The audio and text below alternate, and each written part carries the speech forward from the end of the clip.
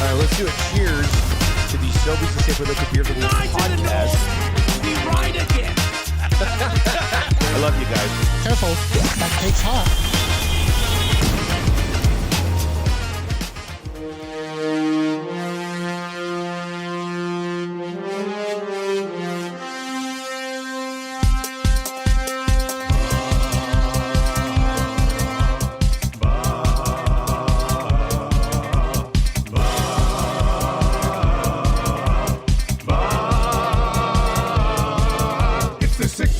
Check-in, come on, let's go.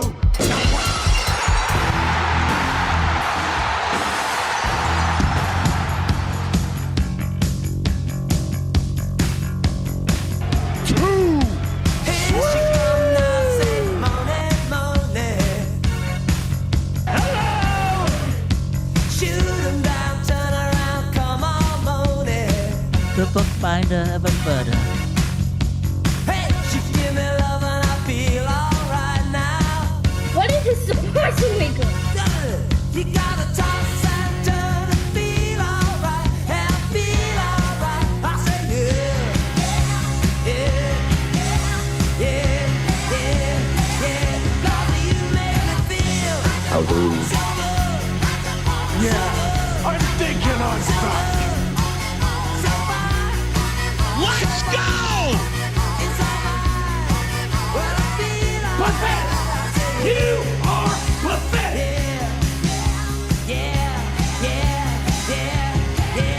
I swear I've seen a lot of stuff in my life, but that was awesome. Hey, 6 o'clockers, check and get touched. Shotgun dead and I'll come on morning. Hey, 6 o'clockers, check and get touched. Don't stop cooking as I feel alright now. Hey, 6 o'clockers, check and get touched. Don't stop now, come on morning, come on. Yeah. I'm your Huckleberry. Yeah, yeah, yeah, yeah. 'Cause you make me feel I can't believe it. Well, I feel alright. And here he is, having the time of his life. It's alright, and I feel alright. Inconceivable. Yeah, yeah, yeah, yeah.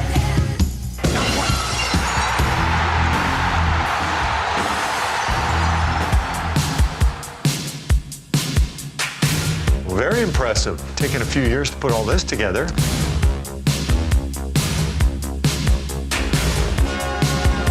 It's not a one-year quest because it's so hard to get your hands on.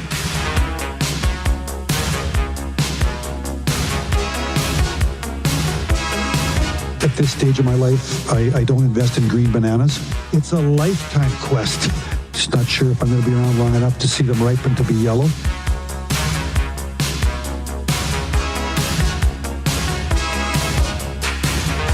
You can't party enough when you win that thing. It's a party machine. Party machine. Girl, I can't understand it. Why you wanna hurt me? That's why it's the Stanley Cup. After all of the things I've done for you. It's hard. It's hard. I buy you champagne and roses, put diamonds on your finger. Still you hang out all night. What am I to do? My girl wants to party all the time, party all the time, party. Damn. What's happening, everybody? Welcome to a Friday edition of the AM Nasty. It is the Nielson Show. Thank you very much for being here, Dusty and Lieutenant Eric with you. We've got Oilers rumors, and we've got the Edmonton Elks. I don't give a damn about no Drake night, right? Yes. Like that is that. Yeah. Who said that? Why? How did that all? It was, it was Pinter. It was Kevin Durant, KD. Kevin Durant. The Slim That's- Reaper. okay, yeah. The I don't Durantula. I don't give a damn about no I don't give a Drake night. damn about no damn Drake night. And then we had Pinter say, when we said Pinter saying various things. Kind of forgot where it kind of all started. Yeah, no, that was very funny for And sure. we still don't. give a damn about no Drake night. We don't. Nobody will ever give a damn about no damn Drake night. Simple as that. What's going on, everybody? We're coming at you from the Popeyes Louisiana Kitchen studio today. The Nielson Show, as always, brought to you by South Ford Chevrolet, where you can drive a little but save a lot. www.southfordchev.com. Paris Jewelers inbox. She's a wide open. Let's go. Do not pay for 1 year at PJ's. Huge selection of engagement rings, wedding bands, all on sale. Check them out. West Edmonton Mall, Kingsway, Londonderry, Sherwood Park Mall, St. Albert Center, www.parisjewelers.com. And of course, one of your text messages will win text of the day right here on Edmonton Sports Talk. Edmonton Sports Talk presented to you by Play Alberta. If you've not yet downloaded the Play Alberta app, please do. And over at playalberta.ca, you'll be able to find our EST specials pile up throughout the day as well, which is exciting. If you haven't signed up or used the code, even for current users, if you haven't used this month's code of EST Sports, you deposit 20 bones and you get 50 bones. How about that? Or units, as you like to. Some people say units. Yes, some people say units, credits. There's lots of different ways. You can go on there. They also have a casino, and you can play roulette. I think Hernan was playing Baccarat the other day, so that's good. He likes hanging out in the casino. Yeah, I think that's his style. Yeah, I think he. Fine with that. I think he does. 780-218-9999. We've got lots to get to as we work our way through the show this morning. I always like.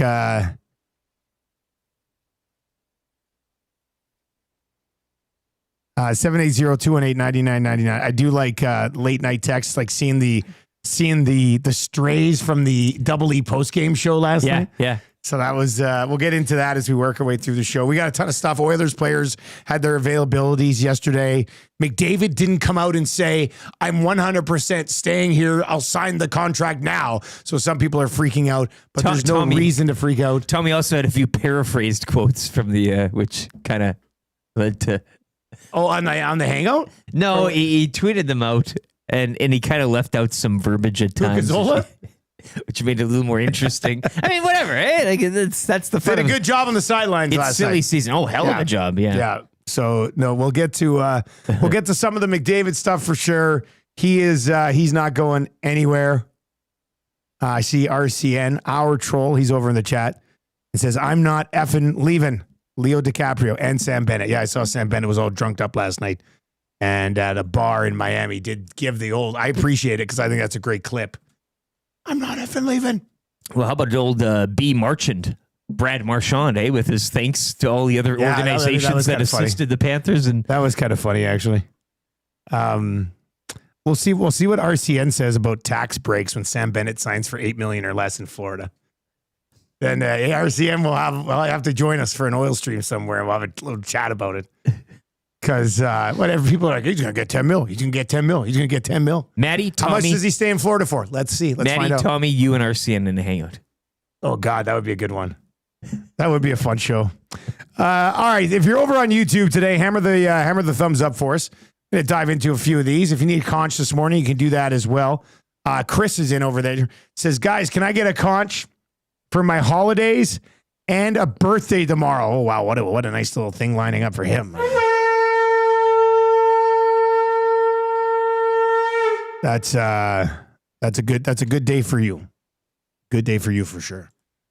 Best of luck with that. I'm off to Vancouver this afternoon. Yeah, I relish the opportunity. I do look forward to going to that pub tonight. Yeah, they've got great steak bites and great poutine. So they don't specialize in anything in particular. It's just a pub. Yeah, it's just a pub that's named Relish. I don't understand it. Well. Maybe it's because you people relish you when you're there. Yeah. This has got us talking. Yeah, maybe.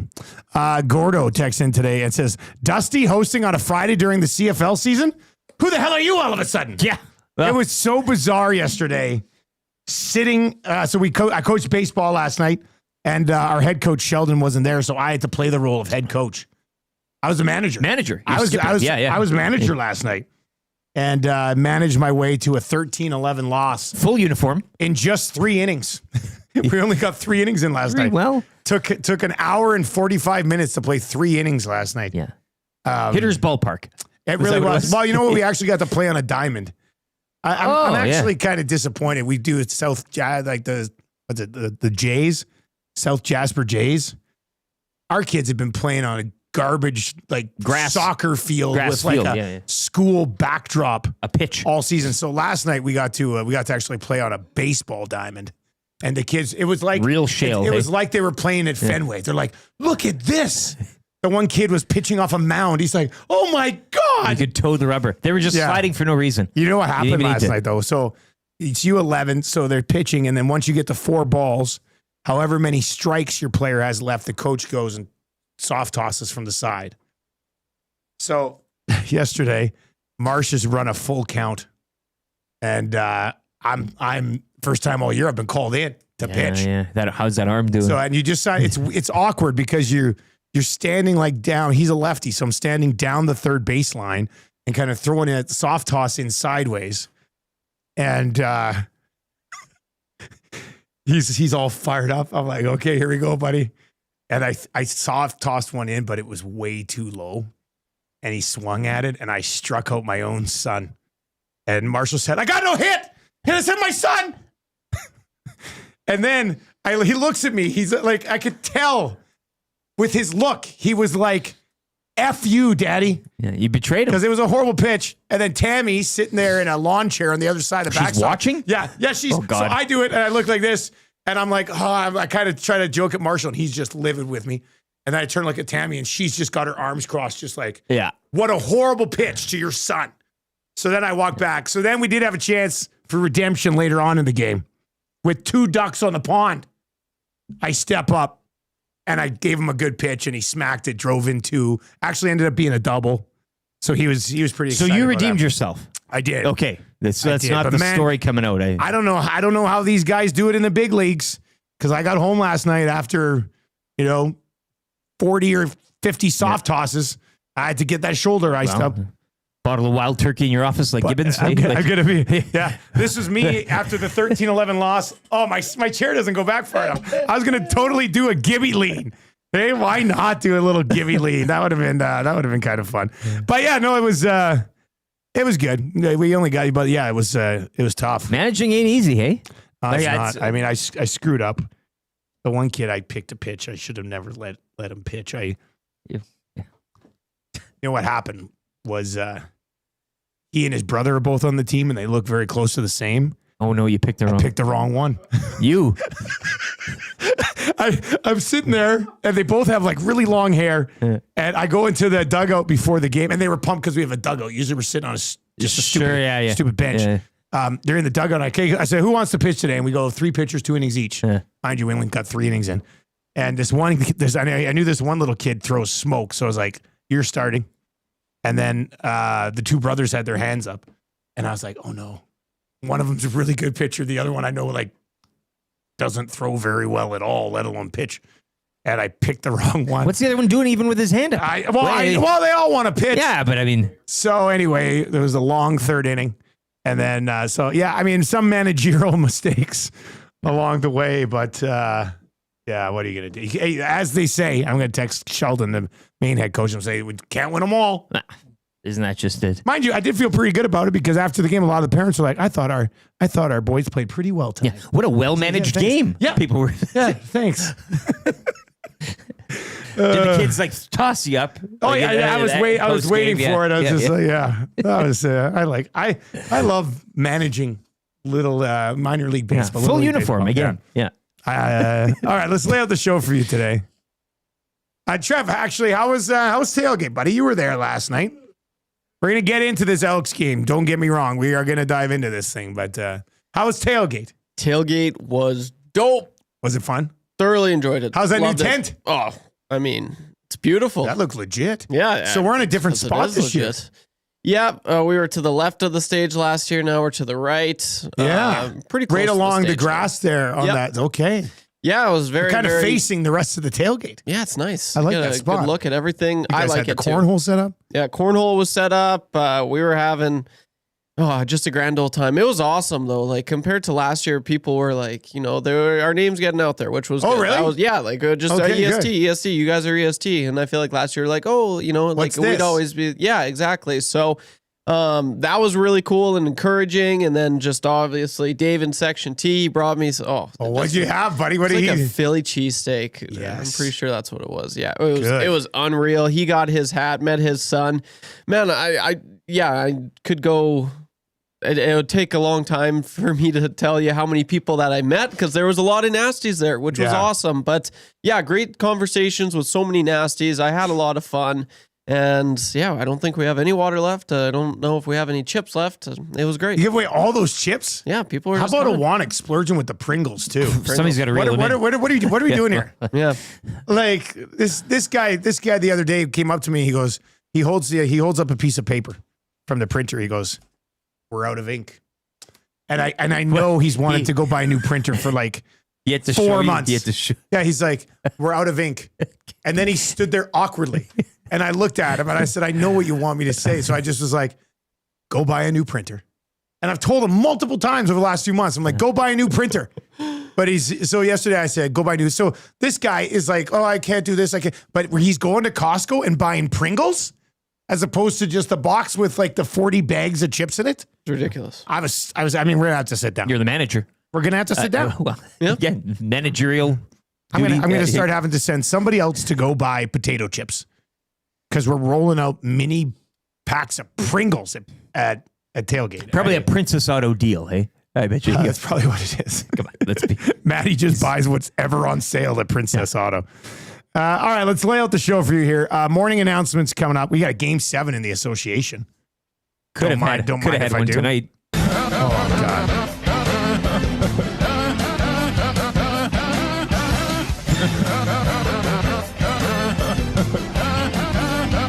I was going to try to ignore the fact Coach Mike said it. that I saw it. I was trying to ignore him.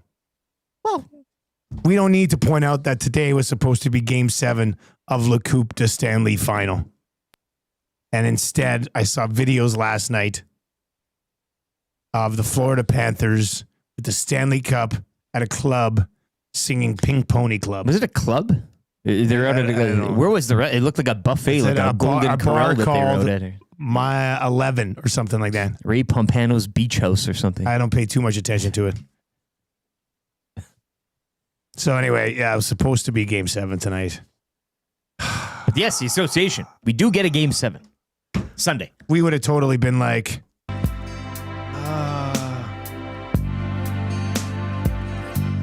I believe in this guy. instead we don't anymore.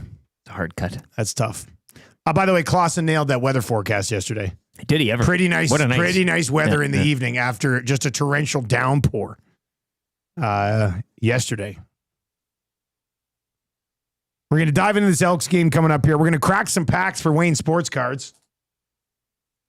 2024 CFL packs. Don't mind if we do. Gimme. The new product comes out late July, and that'll be good too. So oh, you know what else I bought yesterday at Wayne's? Doug Flutie, Chicago Bears rookie. In really good condition. Slightly off center. But I was waiting for Wayne for something, so I was kind of browsing around. I was like, is that a Doug Flutie, Chicago Bears rookie? And it was. So I purchased it. White jersey, dark jersey. Like, what's he looking like? Dark jersey. Is he throwing? He's got his helmet on. Sideline, helmet off, holding it. Okay. I think. Anyway, Slightly off center. It was. I had to have it as soon as I saw it. I was like, Yeah, oh man, I that's a gotta get collector. that. Chris, so this is. How about this second hour today? Business hour. Hockey Insiders, eat your heart out. Chris Johnston's going to join us for Pro-Am just after 7. We're gonna hit for the cycle. We're gonna touch them all, Chris. We're gonna talk about McDavid, how he's not leaving. Frederick contract. When does that get done? The goaltender market this offseason. Oh, can they find a taker for Evander Kane? It's just so many juicy topics. Is Marchment the comparable? To move Kane. So we'll get into all of those. We're going to ask those questions to Chris Johnston at 7. And then we're going to ask the exact same questions to Jamie McLennan at 7:30. I like that. Yeah. Yeah. So Double you were a stack. goalie? Or you know, To like, CJ. yeah. We had to come up with the so Noodles in your business as a hockey insider. Yeah. So Chris Johnston at 7, Jamie McLennan at 7:30. It's a double plug day for Pro-Am. After Noodles, we're going to lead into the fan zone for fansfirst.ca. Kind of easy trivia. 3 questions too many. That's a good. So I started a little something this week, and we're going to get into that. You've been waiting. I've been waiting days. I wanted to talk about this on Wednesday, but it was right after the Oilers. Yeah. This is a Friday thing. I'm surprised you're leaving it so late in the show. Well, I figure that time people won't have too much time to bitch about it after. And then you can celebrate with a Sobeys and Safeway Liquor Beer of the Week. Yeah, exactly. Well, you're going to be living high in that I originally last night had it slotted in right after Noodles, and I was like, we can't go off a hot and horny Oilers segment and not do the fan zone and go into what I want to go into. The show is gone by that point. Yeah. And then Sobeys and Safeway Liquor Beer of the Week, Cowboy Trail Brewery out of Bragg Creek. And the guy who's going to join us virtually, we actually met. Yeah. He was here yesterday, dropped off the samples, and then said he's driving back home and he's going to join us virtually today. I'm glad when he said Bragg Creek, I said north of 60. He got what I was talking about. Yeah, right away. Yeah. And then the wrap for William Huff today. So we got a nice Friday show settling in here. If you're listening on TuneIn or iHeart or at EdmontonSportsTalk.com, please tell your friends about how easy it is to stream us on all of your devices, in your car, on your desktop. If you're watching over on YouTube today, hammer the thumbs up for us. That would be greatly appreciated as well. If you're looking for the best Elks postgame in the city, we have that. The boys were awesome last night. Nothing against anybody else in the city. No. But nobody breaks down an Elks game better than Awanek and Jay. I thought it was a fabulous discussion last night, going back and forth. They're both very passionate about the team, and they went for well over an hour last night. It's almost got 1,000 views already over on YouTube if you're listening. Well, they tell it like YouTube. it is. Yeah, I mean, I thought it was just a really fair and honest discussion. So, yeah, no, that was good. Let's get in your morning announcements for 100.3 The Bear. You can McCord every morning. Talk about Uke in a second. Jess Jackson on the way home.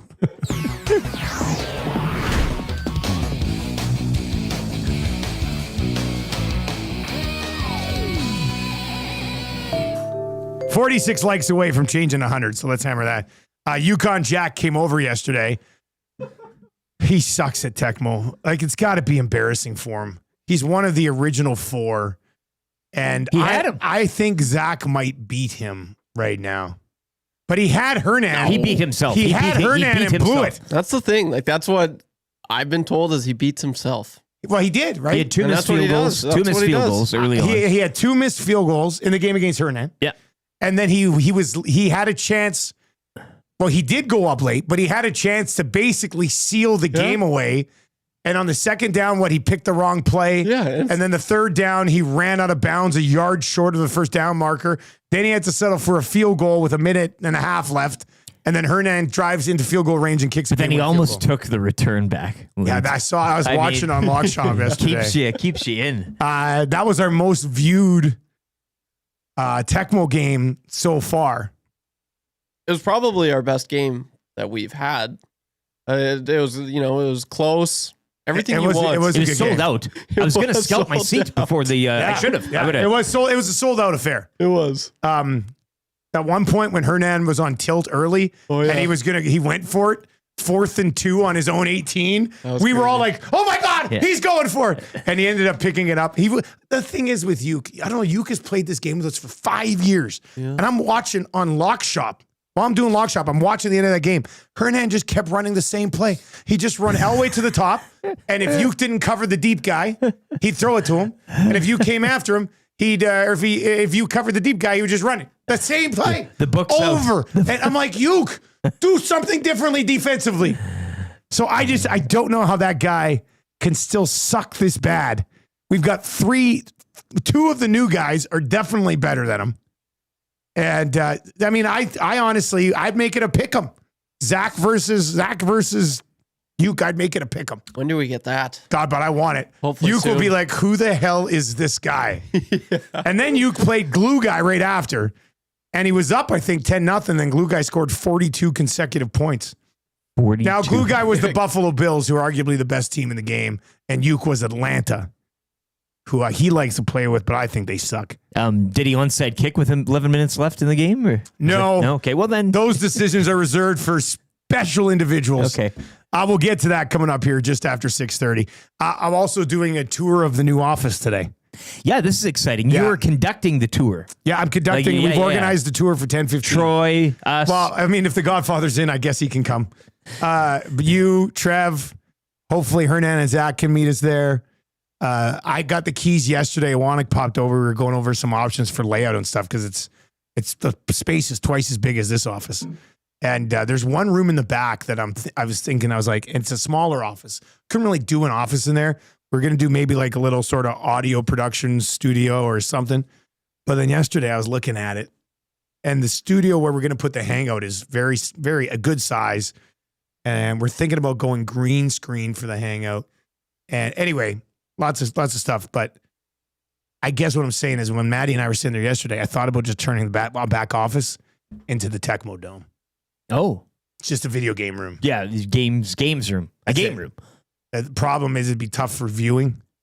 Yes. Because the couch wouldn't be in there. And you're limited your attendance, Yeah, but Maddie looked at the roof. He goes, well, we can run a cable from the machine over the TV so people can still sit out in the chill zone and watch the TV. Yeah. So you're not affecting the players. We'll see. They can be in their zone. It's three options. This back office room is three options. It's audio production studio / like place you could go if you're doing a hit on somebody else's show. It is Tecmo Dome. Yes. Or it is my nap space. Yes. Where I just throw a freaking bed in there and just go sleep like when we're tired. Or fourth, the Whale and the Wolf Boys. Or those guys to stay there too. Yeah.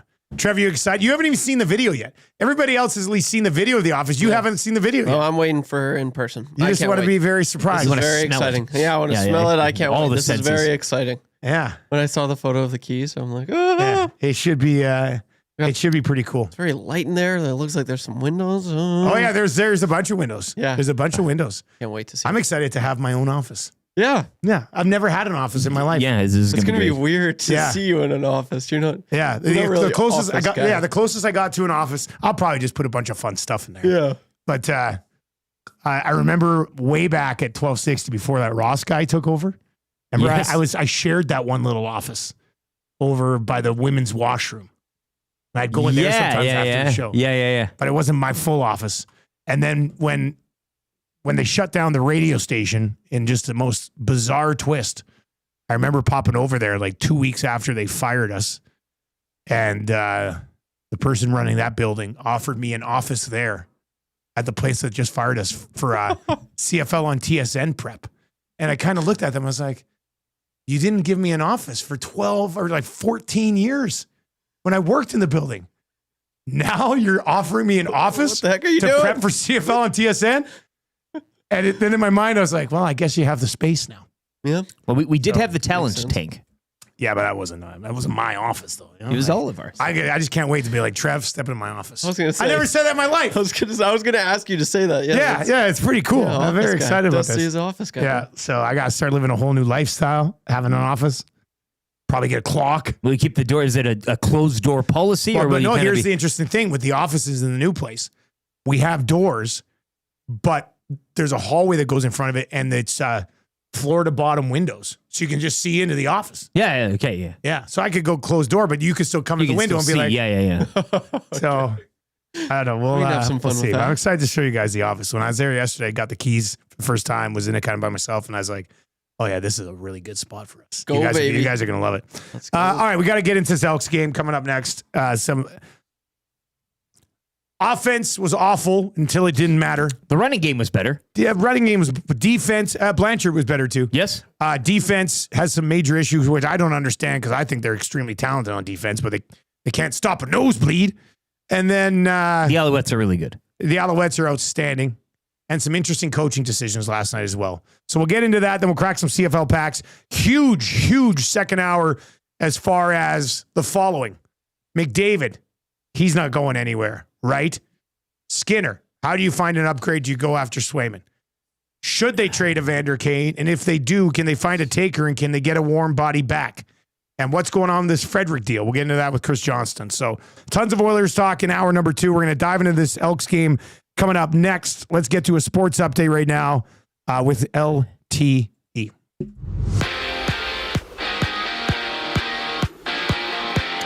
Trey Ford tossed a pair of touchdowns and a pick, while 3 first-half touchdowns from Davis Alexander saw the Elks drop their home opener 38-28 to the 3-0 Alouettes. Edmonton will take an 0-2 record to Winnipeg to face the Blue Bombers next Thursday. Friday Night Football tonight on TSN. We'll see the 2-0 Saskatchewan Roughriders visiting the 0-2 Toronto Argonauts. The Indiana Pacers forcing a Game 7 with a 108-91 victory over the Thunder. The finals will wrap up Sunday at 6 back in OKC. The Stingers, meanwhile, they improved to 5-6 as they topped the Calgary Surge 98-95. In a game played down in Red Deer last night, the Stingers are back home to host the Winnipeg Sea Bears Sunday at 4.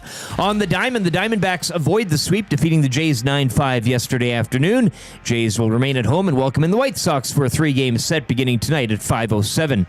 Riverhawks shut out last night 7-0 by the Bellingham Bells as the Bells take 2 of 3 from that series, dropping the Hawks to 8-7.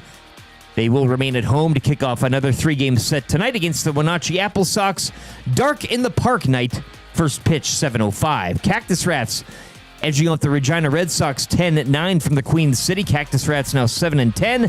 They'll conclude that 2-game series later tonight at 7. And Scotty Scheffler firing an 8 under 62 yesterday at the Travelers Championship to finish in a share for the lead. Second round action is underway this morning. Canadian Nick Taylor shot a 4 under and sits in a tie for 7th as well. Fellow countryman Adam Hadwin also 4 under par. Up next, we'll take a deeper dive into the Elks' loss to the Alouettes as Hour 1 of the Nielson Show continues here on Edmonton Sports Talk. Stand by to receive our transmission.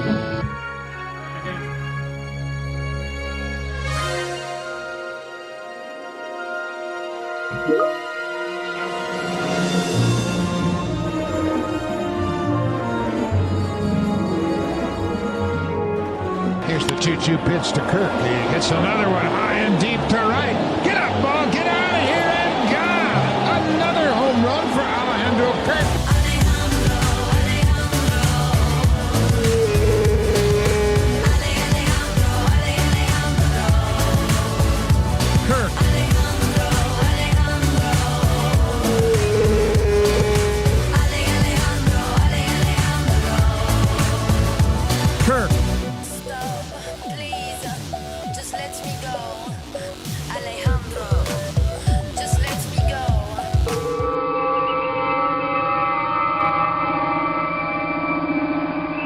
Kirk out. Stand by to receive our transmission.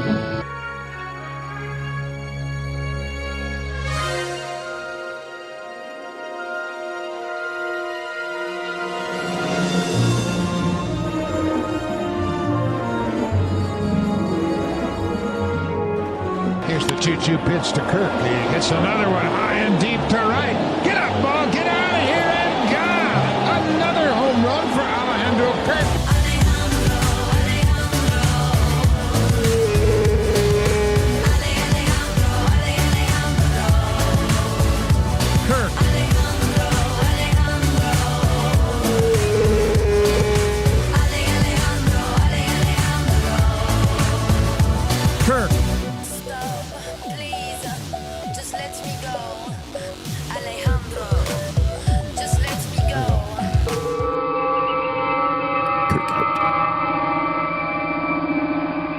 Kirk out. Yeah, Kirk out of the park twice. Wasn't enough, but still. You like that one? Because he hit a home run. Right, that's what it was. All right. Tough loss last night. Not gonna say I'm surprised. No, I mean we said it all week. Will be. Yeah, Hernan was laying on the couch yesterday after his big win. He leaned back. We're talking about covering the spread. Yeah. I'm like, do you think they can cover the 6.5, 7 points, which is what it was over at Play Alberta? Hernan goes, cover? They're gonna win. He was good. Actually, he was on the postgame show last night too. But Hernan Salas, he was having a glass of red. Sure. Said he was having a glass of red. Not a surprising result to me, at least last night. I don't think to you either. I mean, no. Montreal's Montreal's very good. And Davis Alexander, He's him. He's now 7-0 in his career. He's the truth. He's whatever you. I also like he is him. Yeah, he's got weapons.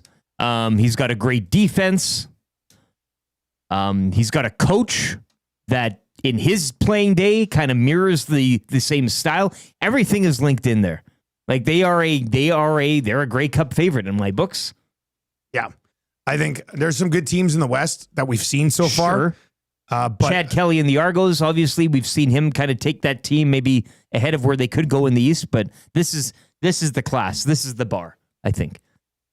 I would agree.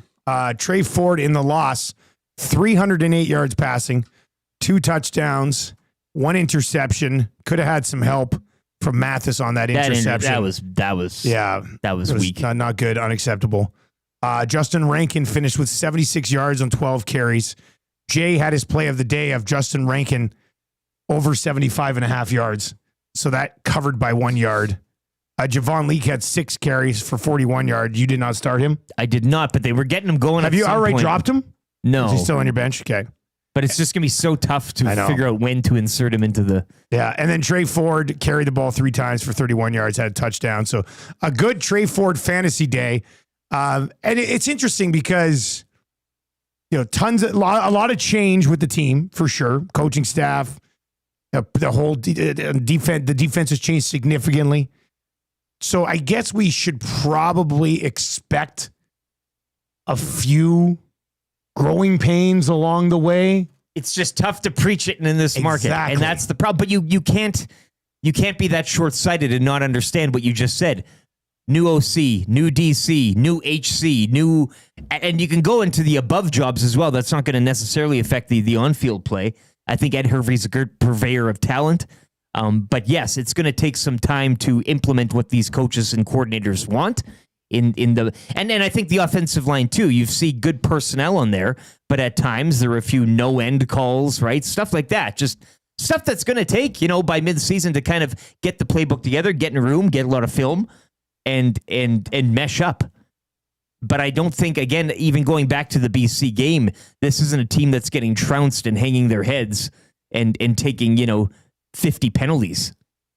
This is different, but it might take some time. They are not at the Montreal Alouettes level. And now they have to go to Winnipeg next week, which won't necessarily be easy. Then they get Ottawa.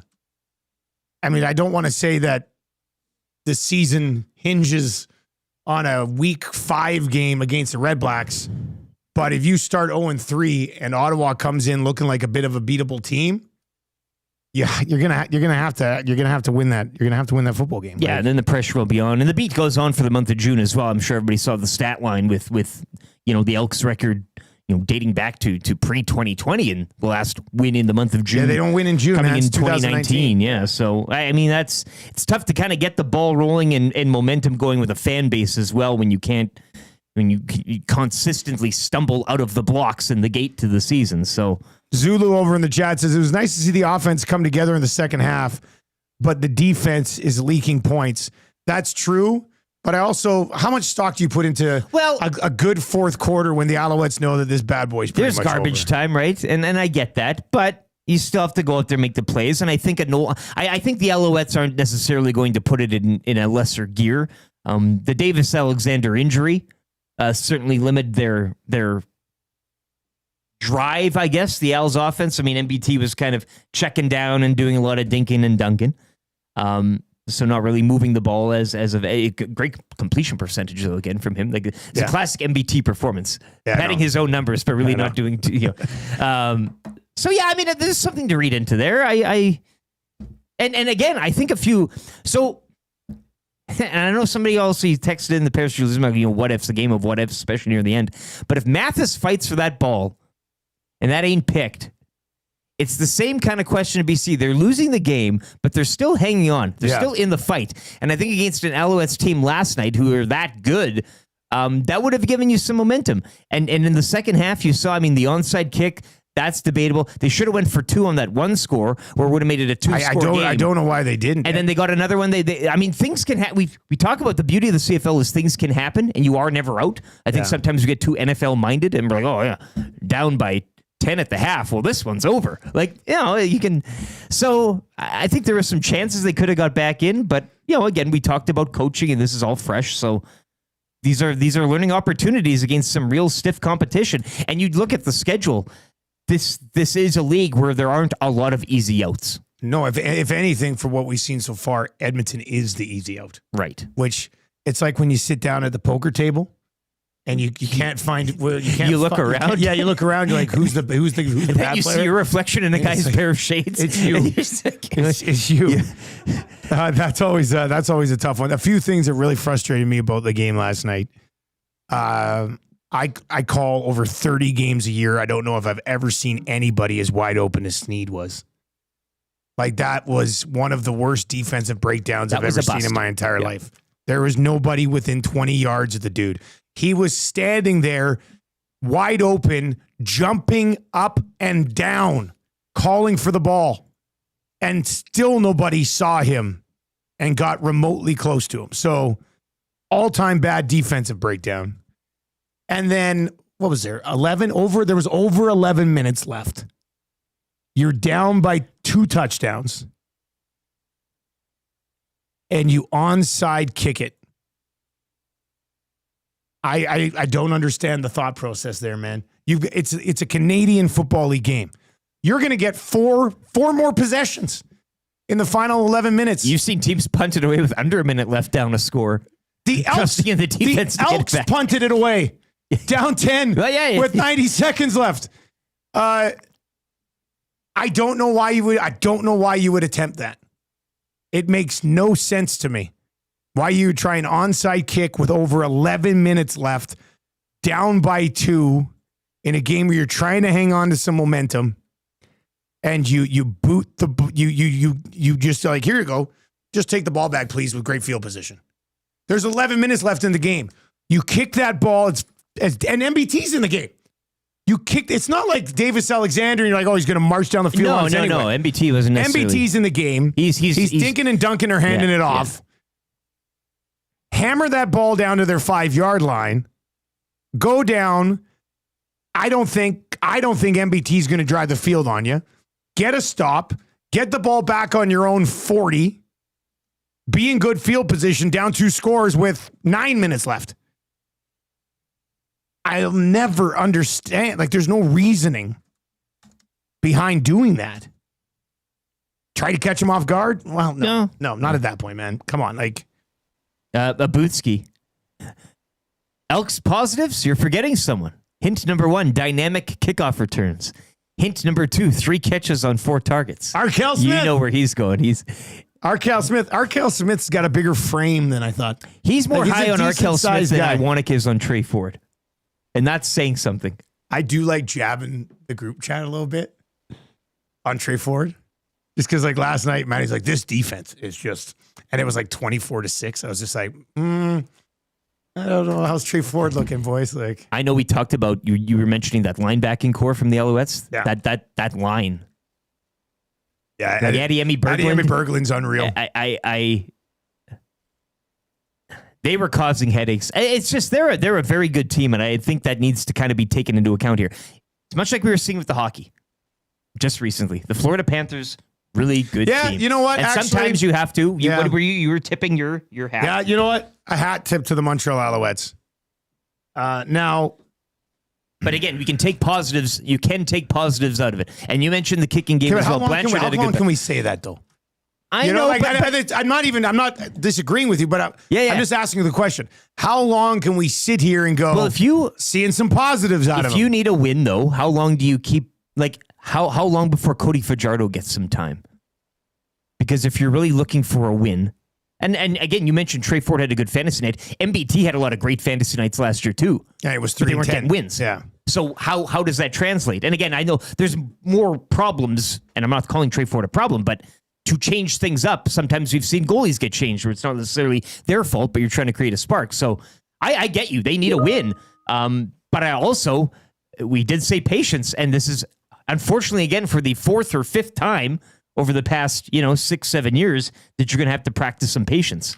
But hopefully this time with the appointments they made, you're looking to cash them. Well, and this is also the question right now for all of you listening. And if you're at the game last night, let us know how it was. 780-218-9999, 780-218-9999. Dave in Section T says, has MBT ever driven the field at Commonwealth? That's kind of funny. No, my question would be, do you have more patience this time around because Chris Morris is president, Ed Hervey is general manager, Mark Killam is head coach, Max Simic is the offense, and it's a total clean slate. Exactly. There is no carryover from this last group. Which is what people wanted. I know, but somebody tweeted last night, they're like, man, it's really hard to see a rebuilding season after 3 rebuilding seasons. Yeah, but I would say this is a true rebuilding season. I was going to say those other were Chris Jones thinking that he was a champion. Exactly. And he sucked. Yeah. So I don't know. Do you have more patience for this group because of the changes? 780-218-9999. Tom Dixon's mustache. It's a pretty good text. Is in and says, this is what happens when your head coach, your DC, and your OC all have no head coaching experience.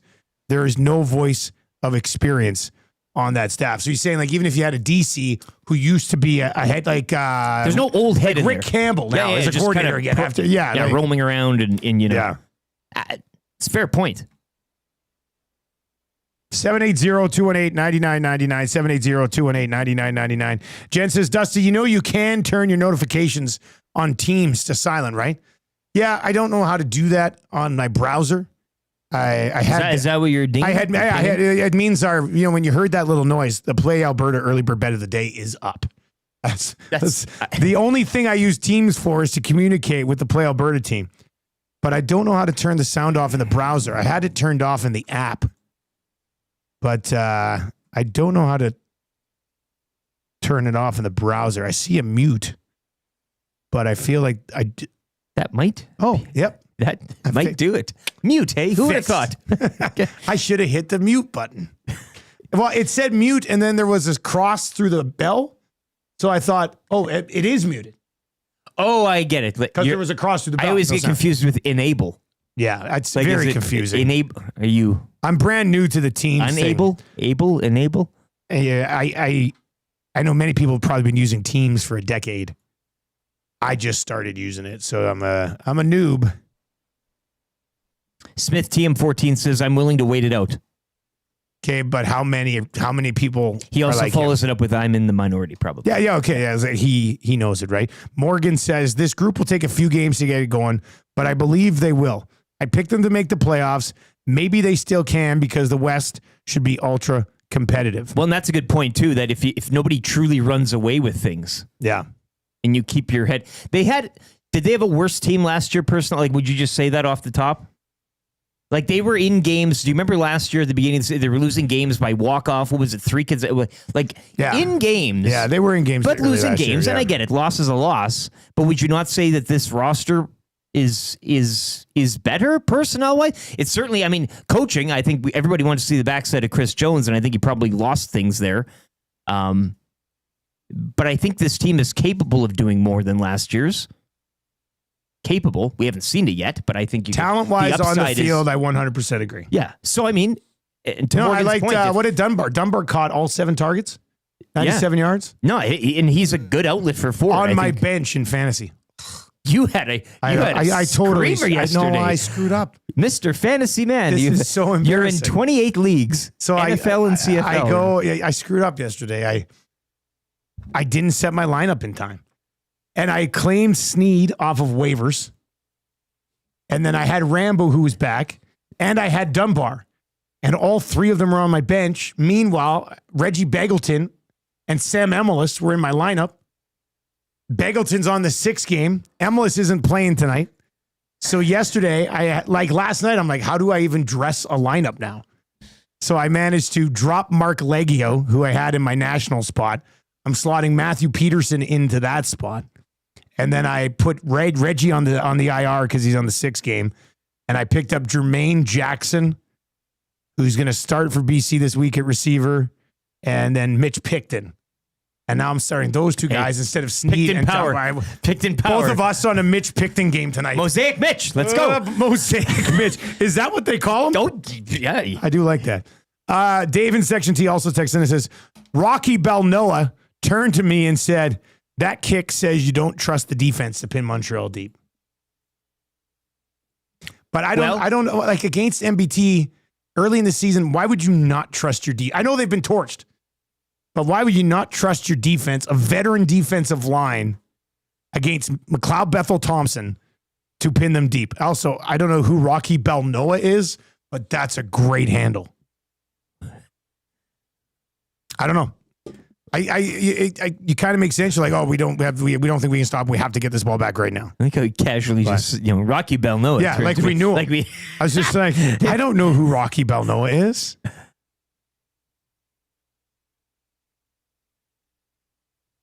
All right, Mark can't wait. Look at this text from Mark. Mark says, guys, off topic, but can you guys make not signing Broberg or Holloway but thinking Trent Frederick at $4 million something to look at? Look, we'll get to it.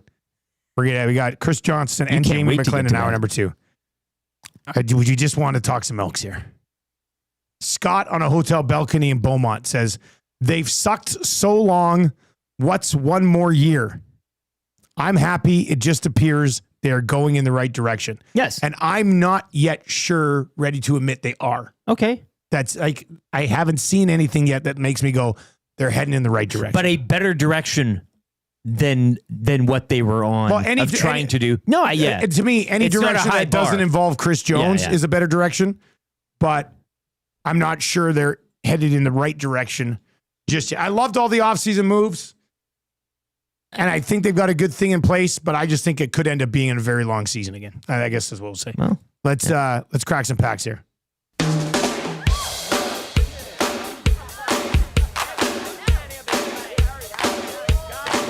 If you see a card store on the side of the road, you think, gotta tweet it to the Crack Pack! Crack Pack, yeah. I'm tracking down all the young guns today. Looking for the young guns today.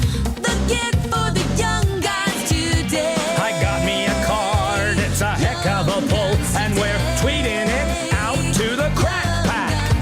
I got me a canvas, it's worth about 20, so hurry up and sell it to get more money. The Crack Pack is a little old gang where we can crack together. Crack Pack, baby.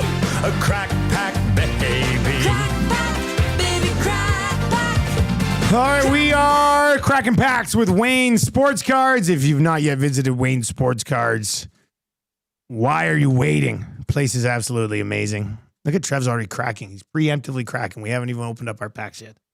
Unbelievable, this guy. It takes me longer, man. But you opened that pack pretty good. Yeah, surprisingly. Anyway, we're going to crack Upper Deck 2024 CFL. Be on the lookout for game-used CFL logo cards. The 2025 CFL, I confirmed this with Nikki yesterday, late July. Well, that's a nice... Do we know who's going to be on the... I don't know. Who do you think should be on? That's a great question. Nick Arbuckle. That's not going to be Arbuckle. On this pack, it's Vernon Adams. I think Nathan Rourke has been on a pack I think before. he has, yeah. I think Gino Lewis has been on a pack before. Yes. Brady Oliveira? Could be. You know who I'd put on the pack? Katsatonis. Because he cracks packs. Yeah, on his you got to Twitter account. There has to be some sort of collab. So I here chatted between- with him last week. Yeah. We were on a Zoom call, and He's got to join the group. he's at got a least. great mustache too. Yeah. So my first question, I said, "So what's it like having the best mustache in the league?" He's like, "Oh," and then I said, nobody else on this call, and I was on a call with Britt and Suits and our producer Heinze and me and Stavros Katsatonis. And Suits had a better mustache. yeah, well, Suits just have good bring it mustache. back. Bring it then. back. Come on. Anyway, I said to him, I said, the hits coming out of an SP game used are incredible, aren't they? And he's like, oh, man. You just threw out And the then terminology. then it was on. Put a little bait in the water. Hey, Everybody else Eddie. is sitting there, and Katsatonis and I are just talking cards. Oh, it was the best. All right, let's see what we got. Let's see what we got here. The game used stuff from CFL is incredible. All right, Sean White. Hey. My good friend, Sean White. Trev, who do you got over there? I got Alexander Holland. Oh, yeah. Released recently by Edmonton. Yep. Cameron Judge. Cam Judge, good Canadian. William Stanback, the nemesis. The nemesis. Stand back. Boris Beatty. Yeah. Not bad. James Butler, Tim White. Yeah. I can't wait for Butler to score a touchdown. Maybe it happens this weekend. I've got greatness. Because I'm dropping a Butler did it in the end zone with the touchdown. With the football. Yeah. With the football in the end zone. CFL greatness, Brady Oliveira. Brady Oliveira. Just a nice pack. What do you got there, Rick? I heard you cool. go, oh. Well, I think I picked the correct one. I got a CFL greatness as well. Kevin Brown, Elks, who recently re-signed with the He did get back with the Argos, yeah. Darius Pickett, base. David Beard, Ticats, base. Got a Mustafa Johnson, Alouettes, base. Mario Alford, Deluxe. I don't know. What's the difference? The Deluxe is 1 out of 100, I think. Okay. So that's numbered. Super Mario. Yeah, 12 out of 250. Oh, 250. Okay, sorry. And I got the jersey. You got the jersey? Kevin Brown, again. What? Elks. Whoa, we got the jersey card. And I've got a bit of the number, I think. It's kind of sticking out or something. What? It's yeah. That's exciting. Oh, no, it's the shoulder patch. It's got to be the shoulder patch here. It's the logo from the card. It's a logo from the jersey. I think that's what it says because it says, but be on the lookout for game used CFL logo cards. It'd be yeah, okay, yeah, maybe. Kind of the oh, man. striping. I wish I got a jersey card. It's awesome. All right, for the office. I got Super Reggie cool. Bagleton, Sean White, the most accurate kicker in the history of the league. Edmonton didn't want him, remember? Dedrick Mills, Leone, Kevin Brown, Sean McEwen. It's 100 of 100. That's nice. Cody Fajardo on the Montreal Alouettes. That's a greatness. Only a fool would think that Fajardo was still in the Alouettes. Kyrie Wilson, Javon Leake. Oh boy, Trey Ford. Hey, Trey Ford. We got a Trey Ford card here. I don't know where card cam is because we tried. Zach's just walking around with a tripod on his own now. That's a nice Trey Ford. He's rushing, which is this. I mean, these are all good cards. Kyrie Wilson, Javon Leake, greatness. Keon Hatcher. I love Leake. And Jake Mayer with the stamps last year, but now with the Rough Riders. Two former stamps in there, McEwen and Mayer. Yeah. All right, so we got a Trey Ford. Don't mind it, and we got the nice. jersey. Perfect. That was a good crack.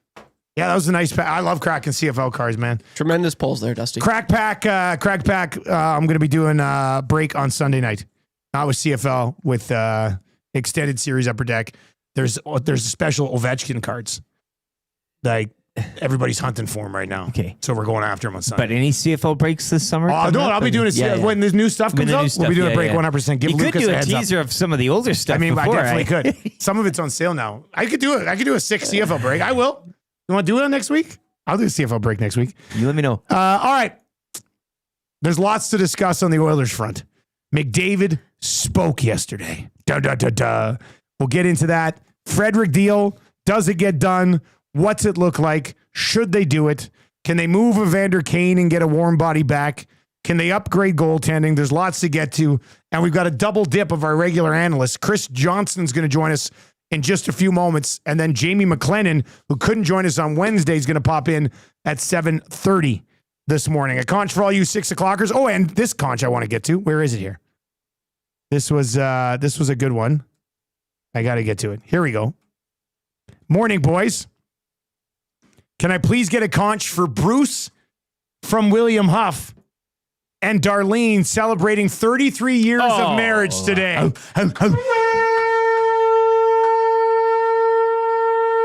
Looks like Bruce wrapped her up years ago. And they've been doing it ever since with William Huff. Get your place looking good at William Huff. All right, on the way next, Chris Johnston's going to join us. And Bowman talks today. Knobloch talks today. Interesting times in the city of Edmonton. We could have been setting up Game 7 with CJ, but instead we'll talk about the offseason. Let's get to a sports update right now for Chelsea at Expedia Cruises.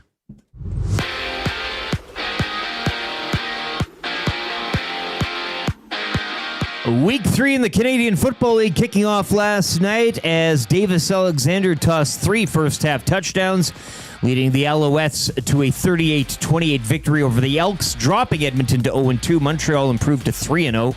Trey Ford, though, pretty decent night numbers-wise, tossing for a pair of touchdowns and just over 300 yards. He also got picked once while rushing in another score. Edmonton are in Winnipeg to take on the Bombers to kick off Week 4 next Thursday. Friday Night Football tonight on TSN. The 2-0 Riders visiting the 0-2 Argos. Over to the NBA, where the Pacers have forced a Game 7 in the finals with a 108-91 victory over the Thunder. Game 7 Sunday at 6 back in OKC. Closer to home, the Stingers improved to 5-6. They topped the Calgary Surge 98-95 down in Red Deer. Stingers are back on home court to host Winnipeg Sunday at 4. The Diamondbacks avoid the sweep, defeating the Jays 9-5 yesterday afternoon. Toronto will remain at home and welcome in the White Sox to open a 3-game set later tonight at 5:07. Riverhawks shut out down at Remax 7-0 by the Bellingham Bells. Riverhawks now 8-7 on the season. They will host the North Division leading Wenatchee Apple Sox for a 3-game weekend set beginning tonight at 7:05. Cactus Rats victorious down in Regina last night, 10-9 over the Red Sox. They'll wrap up that 2-game set later this evening at 7. And Scotty Scheffler firing an 8 under 62 yesterday at the Travelers Championship as he finished in a share with the lead. Second round action is underway. Pair of Canadians, Adam Hadwin and Nick Taylor, finished yesterday in a tie for 7th at 4 under par. Sports Update is brought to you by Expedia Cruises. Whether you're dreaming of crystal clear waters or exotic destinations, contact Chelsea LaBelle at Expedia Cruises in Northeast Edmonton to start planning your next cruise or vacation destination. Call 780-970-4834.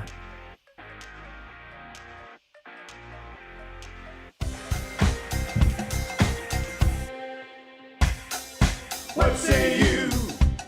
Hey, nasty crew. We got the Nielson Show flu, and there's nothing we can do about it. What say you? Hey, nasty crew. My wife thinks I got better things to do, but there's nothing I can do about it.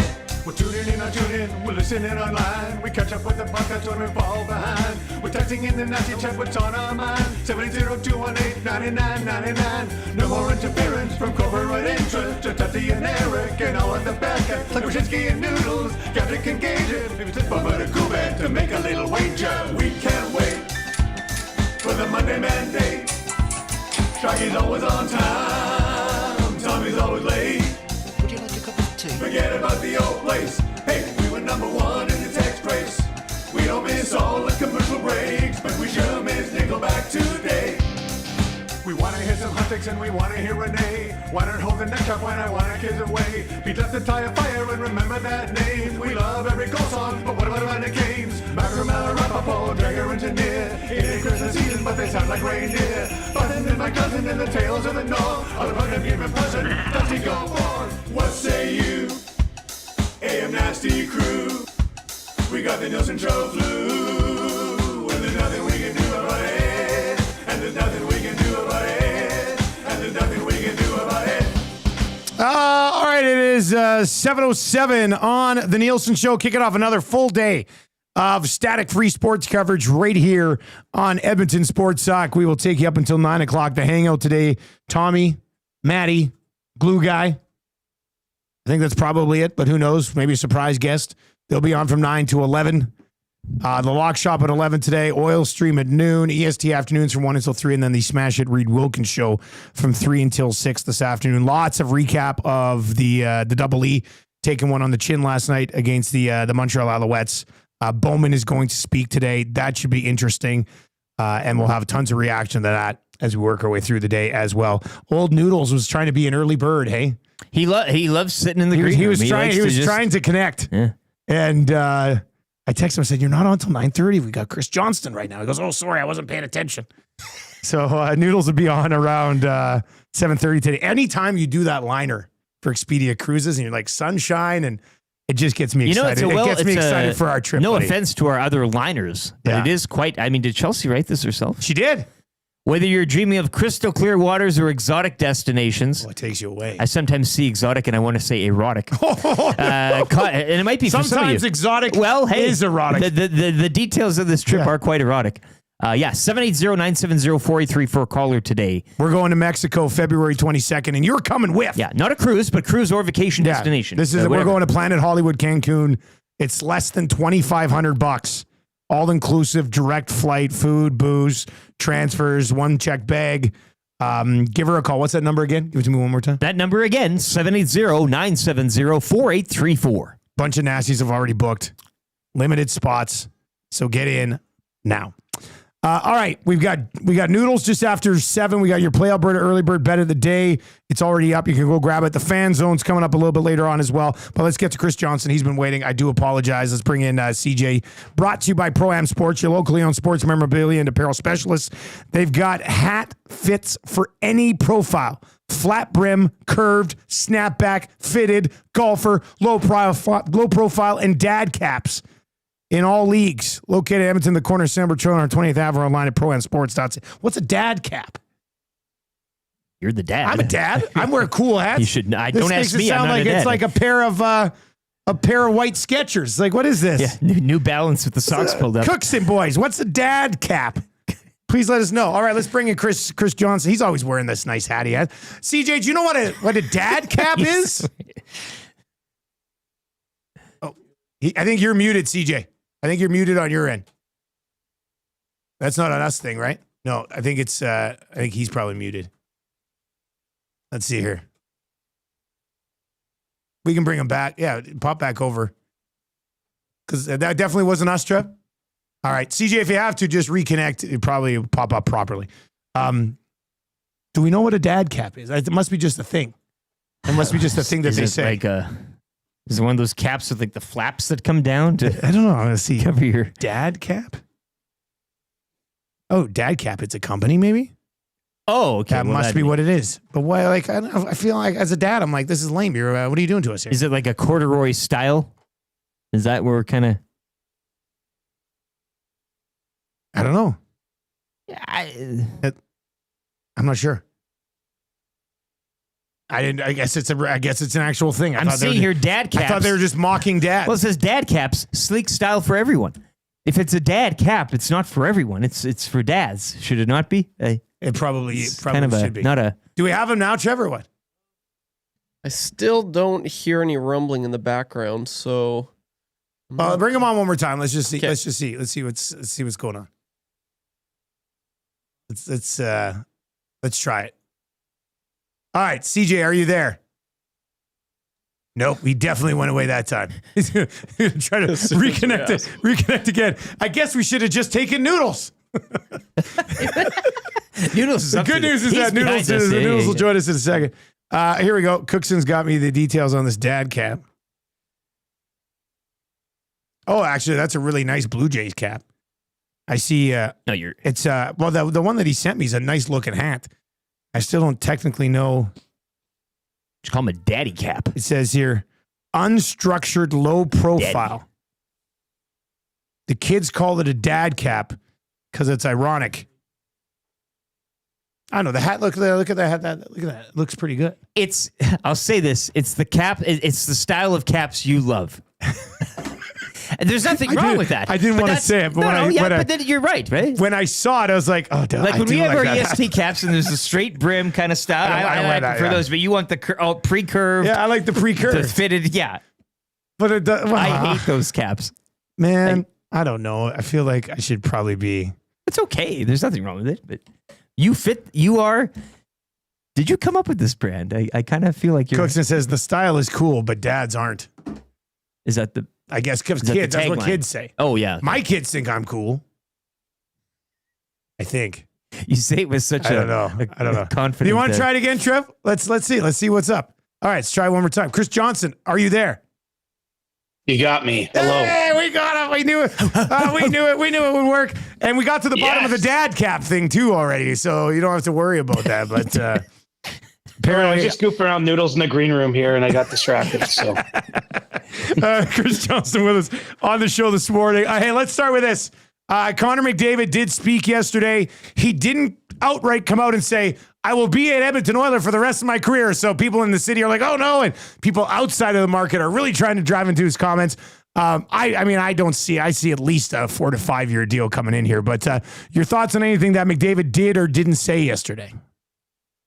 Yeah, people don't like nuance, I find, and sort of maybe intentionally take things in whichever direction suits what they want. Here's what I heard. I heard a guy that didn't come out. Actually, let me reframe this. I look at this as someone who's certainly not looking for any reason to leave Edmonton by any means. I think it'd be just flat out disingenuous to say that or suggest that.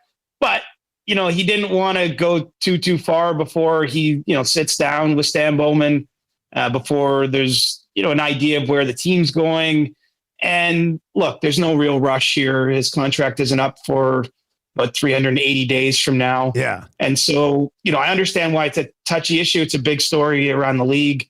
But, there's two ways of looking at this. Oilers got back to the Stanley Cup final. Like, why would he want to leave? He just wants to win. I actually believe 1,000% that it's that simple.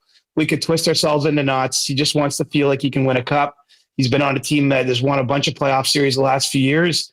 And I just think he wants to be reassured a little bit about the plan moving forward for the organization. But if you're the Oilers, outside of this, of course they want to win too. Look at the games we saw there. This is a financially positive thing for the team. Yeah. They've got the other pieces lined up. They've got some big decisions ahead, but I think it's just, let's tap the brakes and getting too carried away with what he didn't say. Yeah. One of the things he did talk about was, when the window is open, as long as the window's open, signing here would be easy. Essentially, we're close to his words. And as long as he's here, I think they're gonna be a pretty legitimate contender unless the rest of the team completely falls apart. Your thoughts on maybe just a 4 to 5 year deal and leave himself open to go somewhere else if it still hasn't worked? He would have given the city 14, 15 years at that point and can still probably cash in an 8 year deal at that point for like 20 million maybe by the time it's all said and done in 4 or 5 years from now. Does that seem more like a logical way for him to approach this? Yeah, I would say it's more likely than not he signs for less than 8 years. And it's not, again, because I think he's looking to leave. Look, if he signs a 4 or 5 year deal and things go well, then at that point you're thinking, why ever leave? That's kind of where Sidney Crosby is in Pittsburgh right now. A lot of us are saying, why wouldn't he leave? Well, he's looking at it. I've given 20 years to the organization. And even though things aren't going well, a certain loyalty builds up and things like that. What I think is going to happen, though, with the cap skyrocketing, and keep in mind, a year from now when McDavid's new deal kicks in, it'll be at least $104 million cap. I think a lot of top players are going to opt for shorter term deals than we've seen, say, in the last 15 years, because, first of all, it'll give them more opportunity to cash in on that cap. And I just think that the league's going to sort of shift because we're going to have way fewer teams that spend right to the cap in 3, 4, 5 years' time. And so perhaps we see something a little more NBA style over time in terms of the top guys doing 2 and 3 year deals, especially once they've already made a lot of money, as Connor has. And so it's not as much about a career risk at that point because of injury. And so I don't know what the right number is going to be, but we've seen, Austin Matthews is the same agent, for example, as Connor McDavid. It doesn't mean it's the same solution that works for him individually, but, Matthews signed a 5 year deal and then a 4 year deal in Toronto. I think that range probably makes sense because it gives the Oilers some security knowing they have him and Draisaitl locked up for a meaningful amount of time. They can make decisions around that, but it also doesn't lock him into a forever thing in case, maybe the organization doesn't trend in the direction he'd like. Chris, talking money and term, 8 years, $4 million. Trent Frederick, 27-year-old. I know that maybe we've seen the last of Evander Kane. You can argue that he kind of fills that role on the roster. But a lot of people kind of, and I know like that money will be different as the cap goes up. 4 is the new 2 or whatever people want to frame that as. But the 8 years we were talking here, traditionally, I think this team will probably throw in some sort of no move or modified no trade. I would say. I just, can you walk us through this and explain, why maybe you understand the 4 if it is by 4, but the 8 by 4, and your thoughts on the whole 8 by 4 Trent Frederick, now Edmonton Oiler. Yeah, I think it's going to be somewhere like 3.8. It sounds like for that deal. And look, it's a lot of money, especially for a guy who I don't think showed his best, after coming over in that trade. We all know why, never being healthy, jumping on a moving freight train. But look, there's a couple ways to do contracts like this. The Oilers, there's two things can be true at once. Over time, that $3.8 million really is going to look like very little, I think. As long as he can play in the league, as long as he's a contributing member of the team, that won't be a concern.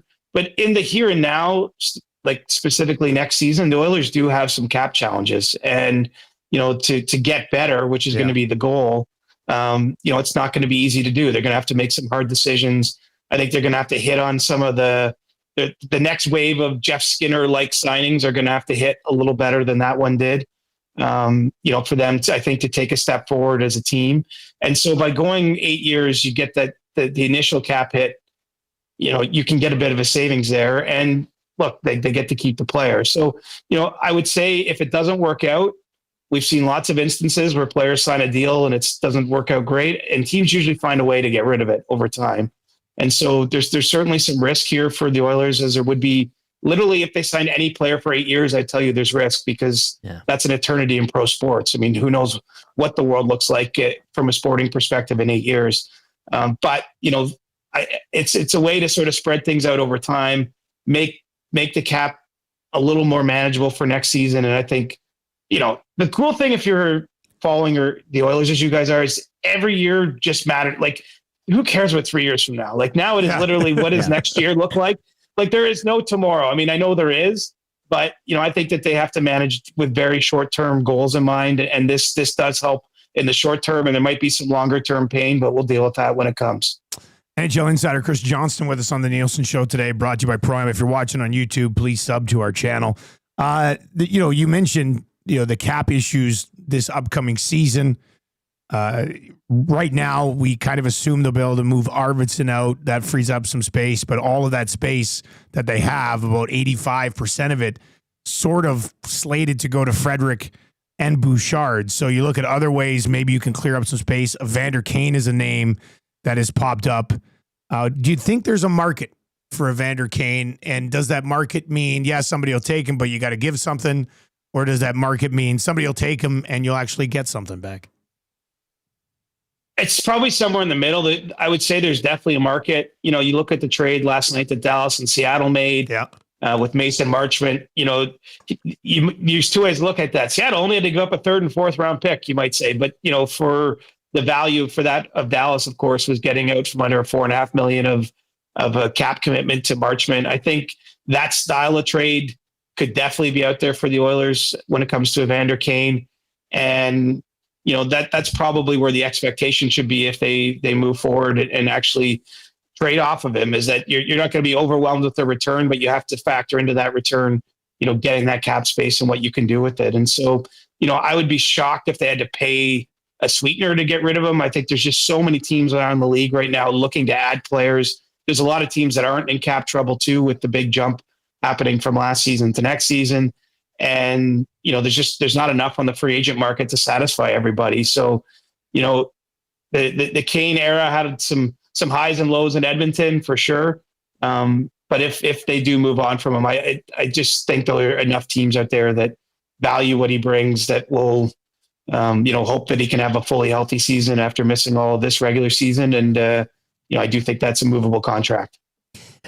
Talking about these deals and obviously Frederick, like, not a lot of wriggle room. We haven't even touched on Bouchard yet, but where do you see the Oilers going with goaltending this offseason, Chris? I know, some options, it's pretty polarized. Some think it's all going to change. Others think you just, run it back, redial it. Where would you get a sense that this organization could or might go when it comes to the netminders?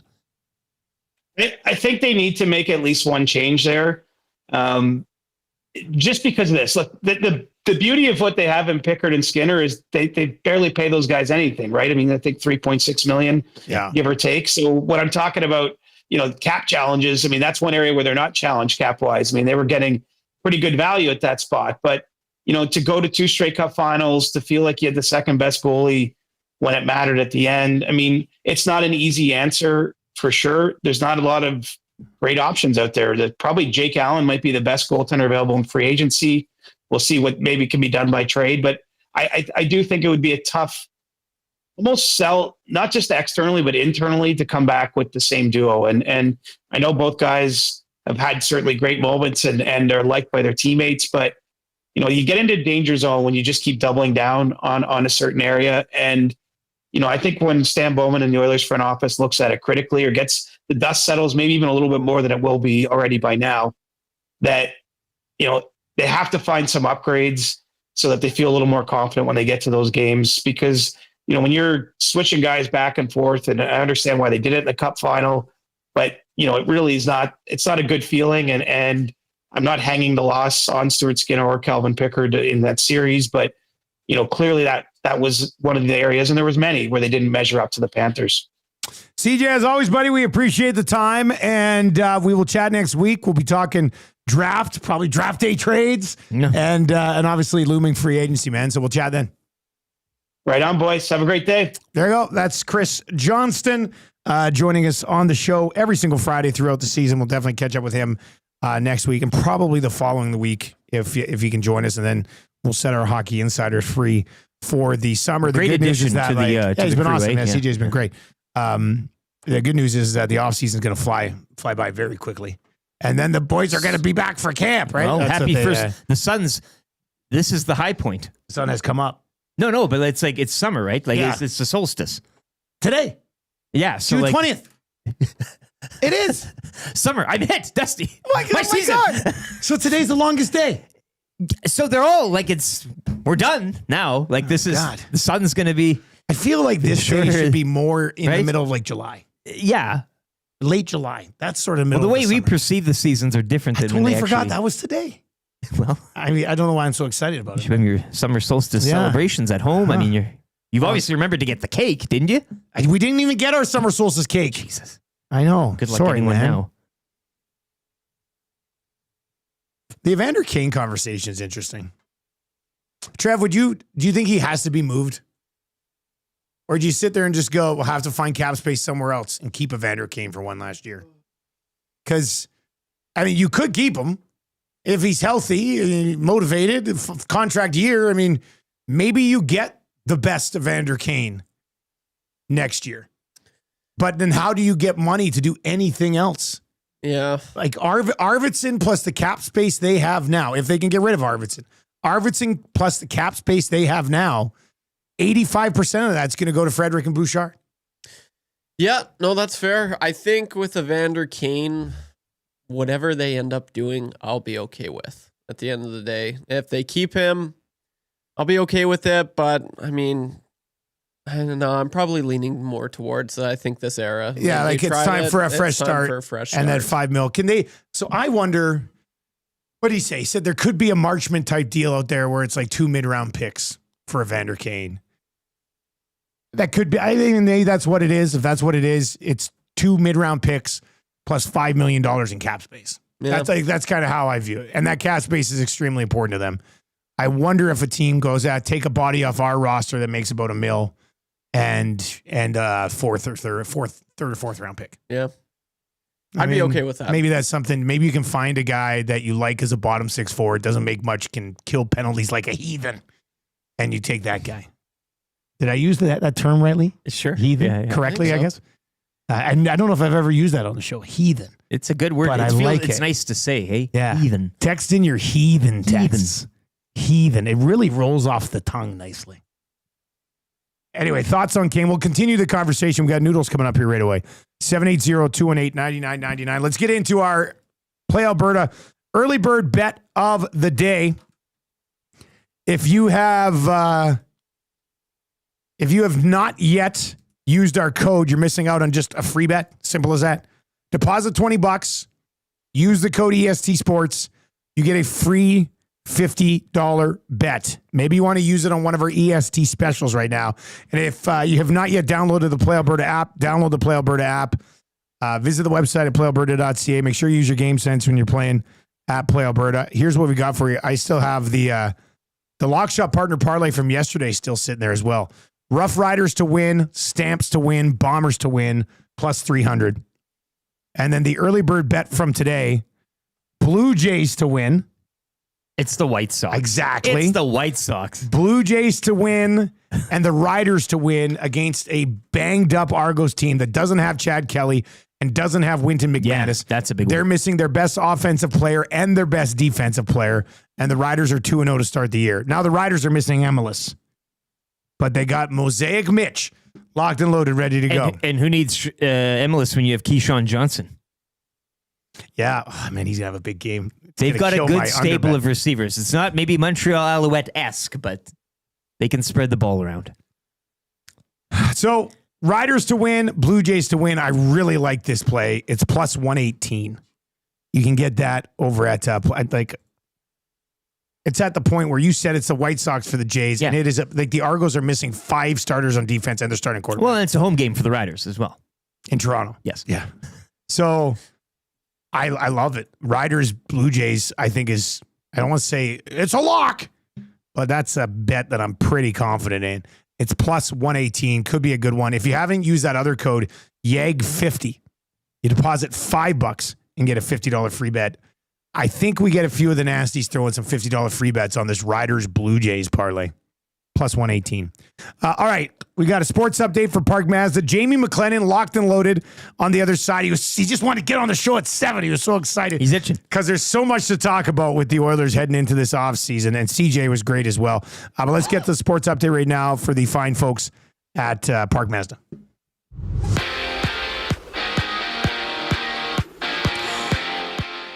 Trey Ford tossing a pair of touchdowns. He granted another while getting picked once as the Elks dropped their home opener 38-28 to the 3-0 Alouettes. Edmonton will take an 0-2 record out to Winnipeg to kick off Week 4 with the Bombers next Thursday. Week 3 continues tonight from the T-Dot. It's the 0-2 Argonauts hosting the 2-0 Rough Riders.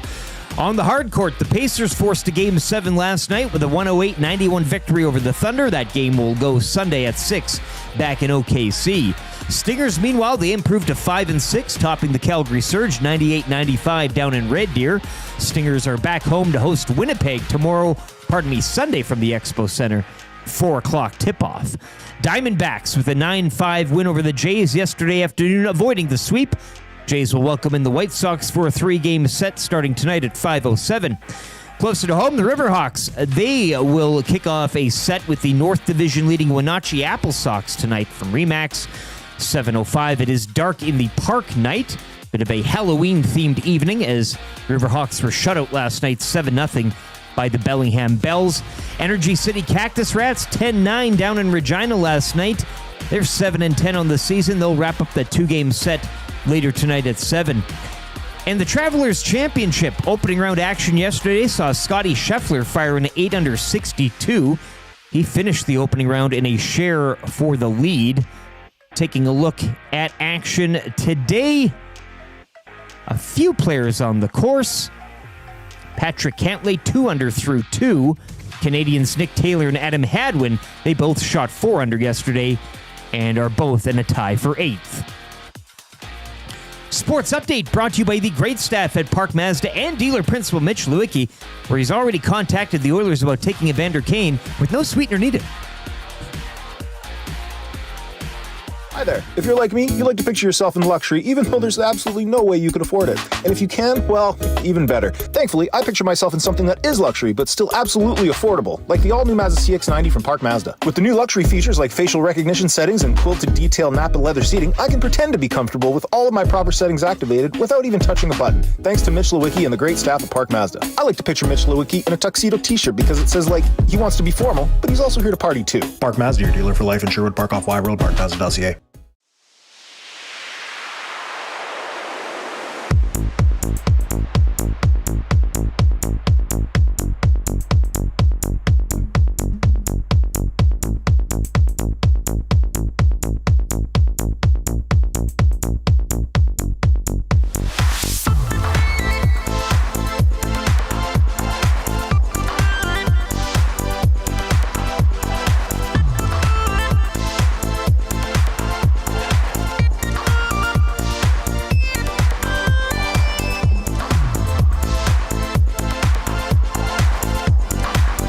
7:33 on the Nielson Show. Thank you very much for being here today. You can text us anytime your little heart desires. That'll get you into the old Paris Jewelers inbox where they've got a huge selection of engagement rings and wedding bands. Ooh la la. Very fancy. It's so shiny. Of course I love you and I'll stay with you. That's what most people say. Do not pay for 1 year at Paris Jewelers. We're coming at you from the Popeyes Louisiana Kitchen Studio today. Lots of good text messages rolling in. One of them won text today for A&W. We got a gift certificate to A&W that will give away. I like this one from Martin. I'm gonna make a slight note here for Martin. Evander Kane stubs his toe, requires surgery, out for the season. Oilers LTIR while flipping Bettman the Stone Cold Steve Austin double bird. Hey, that'd be something. That'd be kind of funny. What? Yeah, that's the bottom line. Stan Bowman gets to the podium. Yeah. What? What is he doing? Toss me a beer. Noodles is 2 beers. Maybe Stan Bowman approaches his availability like that as well. Jamie McLennan is going to join us for Pro Am Sports. I'm going to run back this same hat liner again because I think I'm a fan of dad caps. Yeah. They won me over in 20 minutes. Daddy. Brought to you by Pro Am Sports, your locally owned sports memorabilia and apparel specialist. Nice. They've got hat fits for any profile. Flat brim, that would be you. Yeah. Curved would be me. Snapback, we both like. Yeah, I'd take a snap at it. Fitted. Golfer. I mean, I guess I was so confused by dad caps. I don't really know what a golfer hat is or a low profile. You should start wearing visors. I don't know. Would you ever do the about visor hats. game? No. I did get a big like Greg Norman shark hat for one of my golf trips one year. Yeah. The great white. Yeah. I think I left it at our old house when we moved, and that was 8 years ago. What a relic. Yeah. Anyway, golfer hat, low profile, dad caps. They got everything going on with the hat game. Even top over hats. at Pro-Am. All right, let's bring in Jamie. Look, Jamie McLennan's wearing a hat too. Everybody on this buddy show's wearing hats. Noodles, happy Friday. How are you, buddy? Not too bad. I think I'm a snapback curved brim. That's what I am. That's a good choice. That's what I would do. You know what? And I'll just admit it, probably from about most of my 30s, I was fitted. Like I did not do snapback ever. And now I'm back to snapback. We haven't mentioned, does anybody even like the leather strap? Oh, do you remember the leather strap hats? And then you have to you wear it. It's got some sort of contraption in the back. Yeah, Those are the I don't worst. like that. It's terrible. I mean, the fitted is, it takes a special either size of head. Yeah. Like you either have to have a huge squash, because if you don't have like a, if you got a Beetlejuice head, then it doesn't really fit you well and stuff like that. So I never really, I have one fitted hat that I got, and it's got a goaltender logo on it. I got it from Vaughn Sports, so Vaughn pads and stuff. Yeah. And the rep gave it to myself and Mika Kiprusoff. Now Kipper's got an enormous head. Like his is like actually, I don't know. He's got lots of brains in there, I guess. It was like big melon. So they needed a fitted hat for him, or either that or a garbage can basically, and just put a strap on it. But for me, I think I was 7th, 8th, and I just very clean. But I like the snapback. Normal head. Yeah. The flat brim too. It doesn't work for me. It makes me look weird. I'm sorry. It just certain people you can pull it off. Others it can't. You know what drove me nuts? Mike Smith had a flat brim all the time, and he had the big salad hanging out and stuff. Like he looked cool, but I couldn't do that. That wasn't me. I was just thinking about the leather strap hat again. You know who probably likes those? Cowboys. And then like a cowboy. If you don't wear a cowboy hat, you wear like a hat. They're just highly fit. Yeah, to fit it and take the buckle off. It was such a pain in the ass. Yeah, big time. All right, Noodles. We've got lots to discuss here. Availabilities yesterday. I kind of joked earlier on the show today. We're going to ask you the exact same questions as Chris Johnston, but we kind of will ask you the exact same questions we just hit with CJ.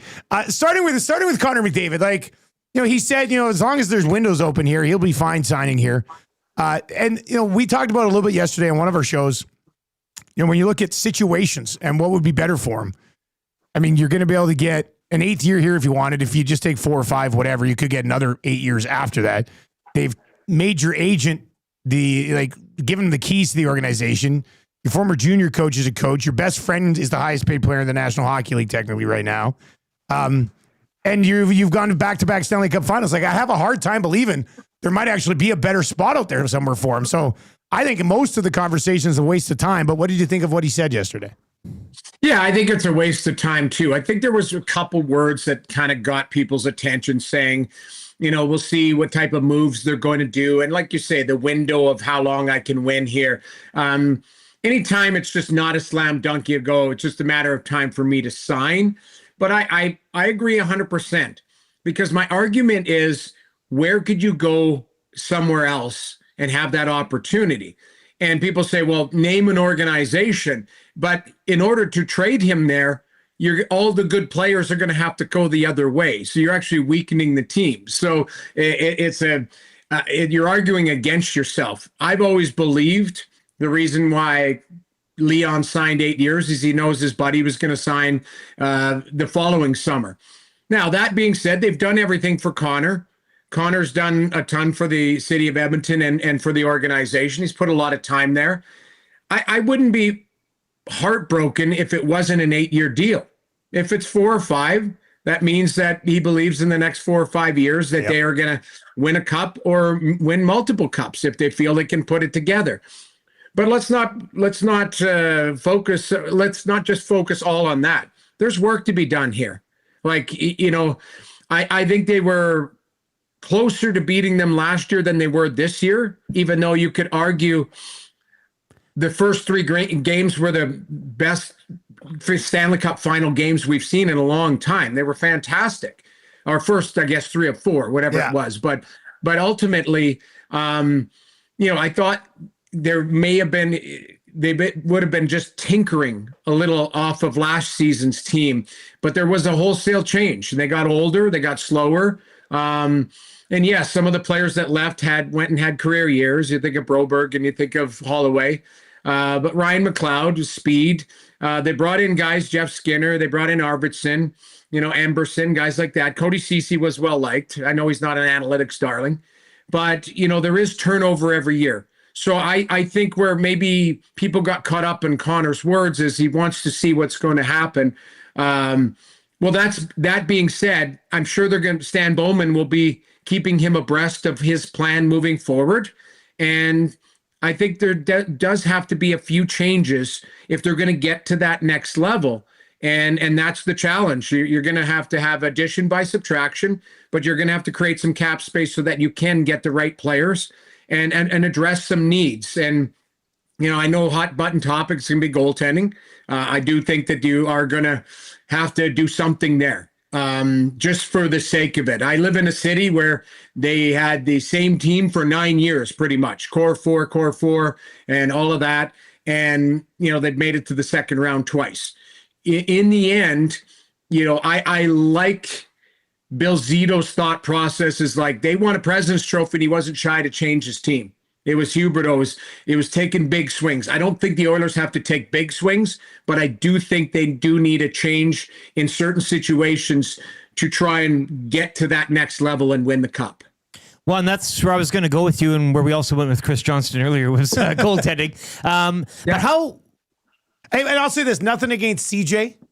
I'm a little bit more intrigued by your opinion. Well, on yeah, I mean, you are. Fair enough. It was the fourth or fifth question. We bumped this up to 2. Exactly. Now. It's a number 2 question for you.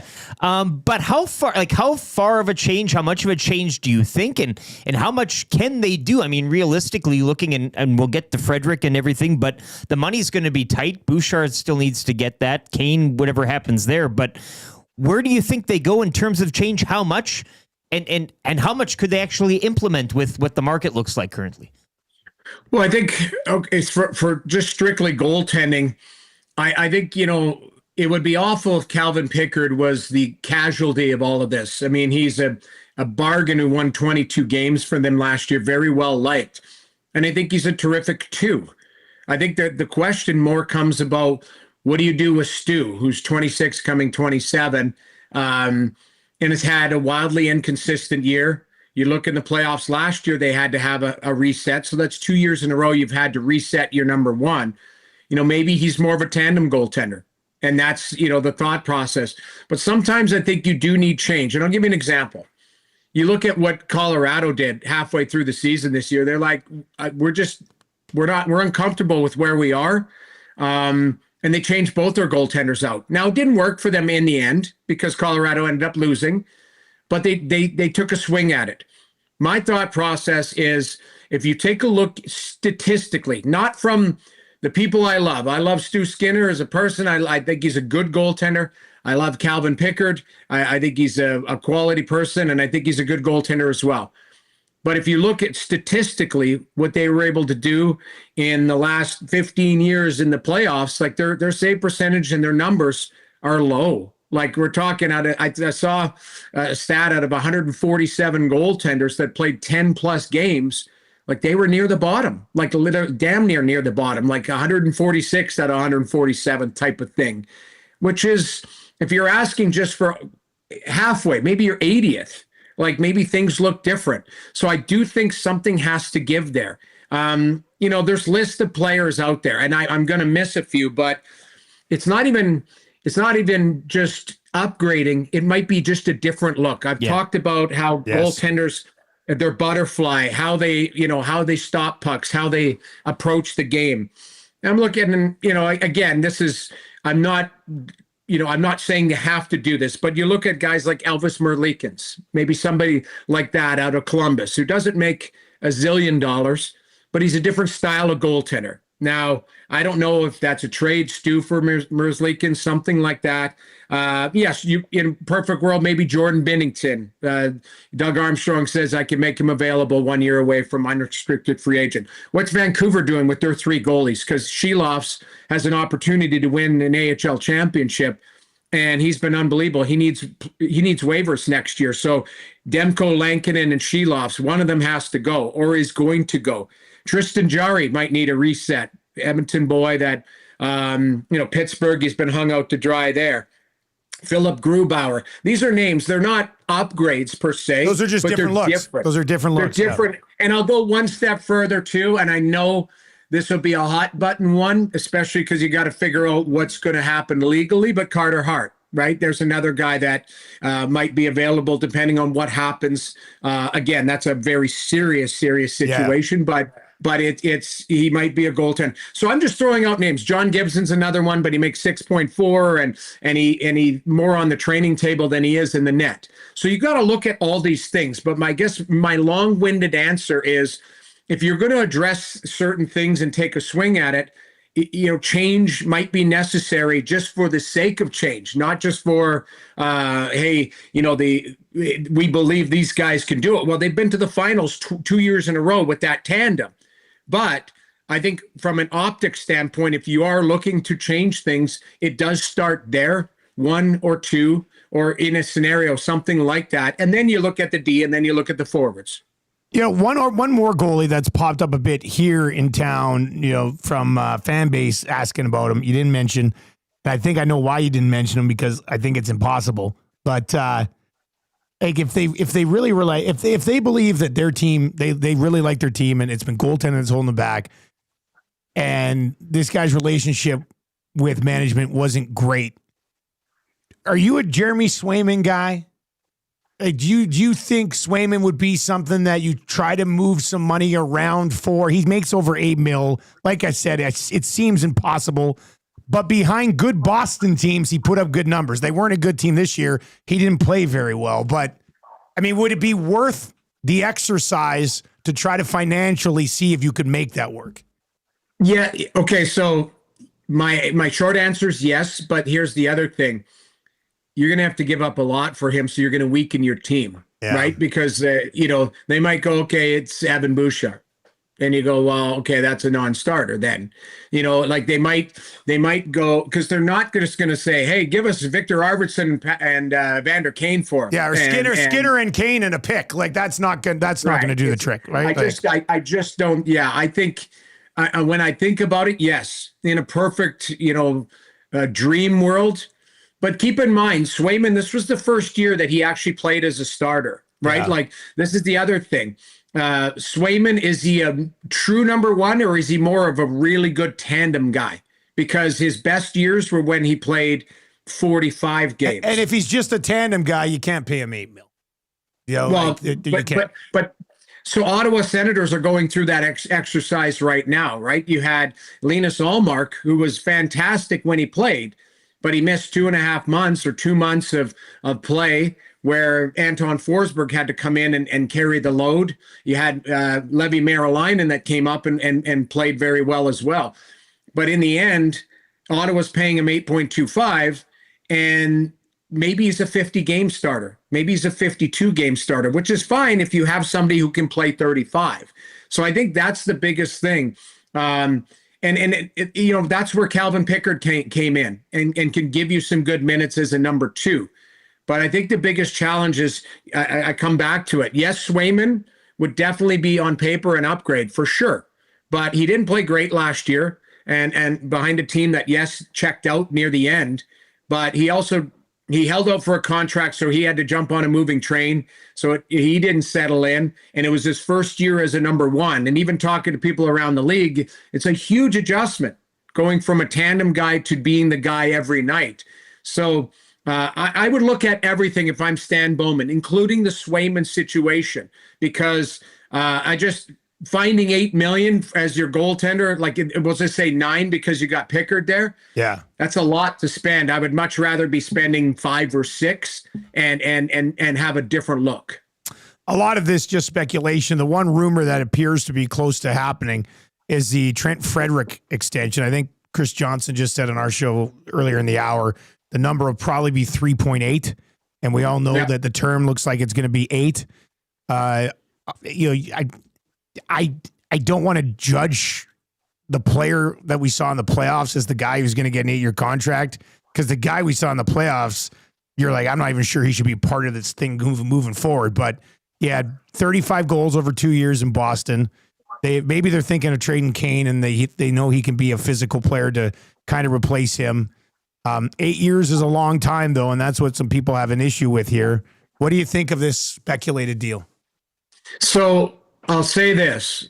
Managers now are using term as currency. And what I mean by that is their whole focal point is the AAV. So if you could get, let's see, Trent Frederick, yes. Side note, and we'll get to this maybe afterwards, but I don't know if all of the injuries were listed. Because, yes, Trent Frederick, that's not the player I saw. That's not the player I knew from Boston. I think he's got more. And I think you see a healthy Trent Frederick. You see a guy that is much improved than what we saw in the playoffs. And I liked his honesty yesterday in his media. He said, I didn't think I particularly played well in the playoffs. So 8 years is too much for everybody outside of guys named Bouchard, McDavid, and those are the Draisaitl. big boys. Yeah, exactly. Exactly. So in the end, what a manager does is he uses that for currency to get the number down. And then you kick the can down the road and you say, we'll deal with years 5, 6, and 7, and 8 or whatever.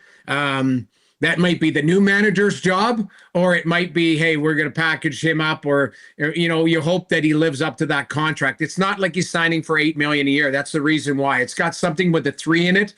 And I would think by year 5 of that contract, maybe it doesn't look that great, but the cap might be at 140 million by then too, or 125. Then it looks like peanuts. Yeah. Yeah. So I again, at the end, yes, 8 years for guys who aren't in your top line or whatever. I would look at Pierre Engvall's deal. I'd look at Brandon Tanev's deal, guys like that who get. But then you look at Yanni Gourde. You look at what Tampa did with a bunch of their players to try and stretch things out and fit them in the cap. It's like, hey, Nick Paul, we're going to give you $3 million times 7 or whatever it was, 8, and I think Frederick will be a nice fit for the Oilers. But we certainly didn't see his best as an Edmonton Oiler. And it's hard jumping on a moving train. The guy played 1 regular season game, and then all of a sudden he's limping around in the playoffs and did what he could. But I would like to see a healthy Trent Frederick. Noodles, good stuff, man. More free agency speculation next Wednesday, so we'll chat with you then. Absolutely. And I do want to see a list of injuries, because I think McDavid was – I think something was not right with him by the end. Obviously, Ekholm, something wasn't right. RNH, the broken hand, Hyman. Like there was. You're like the third person over the last 2 days who said that. Yes, they think Frederick was even more hurt than just the high ankle, right? So I look at that group. Not that even if they were healthy, they would have beat Florida. But I think it looks and feels a lot different if they had their best. Put it that way. Great stuff, man. Have a good weekend. You bet. Thanks for having me. That's Jamie McLennan, TSN, Overdrive. Whereas the Panthers still look like they could have played another series. The Panthers look like they could have gone on for another round or two. Like it was, yeah. All right, 780-218-9999. Lots to unpack there from Jamie McLennan. We're going to dive right into the fan zone. So let's do that for fans first.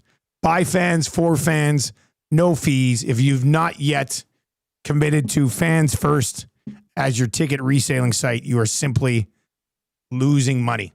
It is more affordable to get into any game with Fans First than any other site.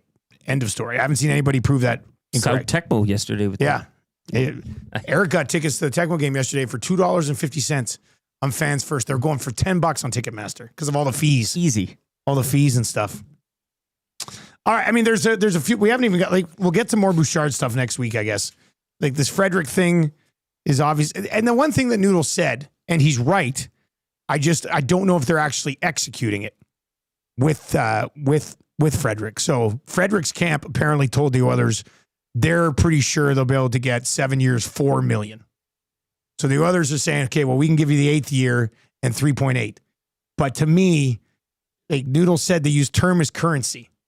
And the extra year to bring that cap hit down 200 from what the market is one thing.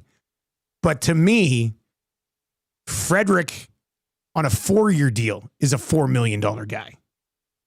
You know, like, so on a 8-year deal, he should be a $3 million guy, not a $3.8 million guy.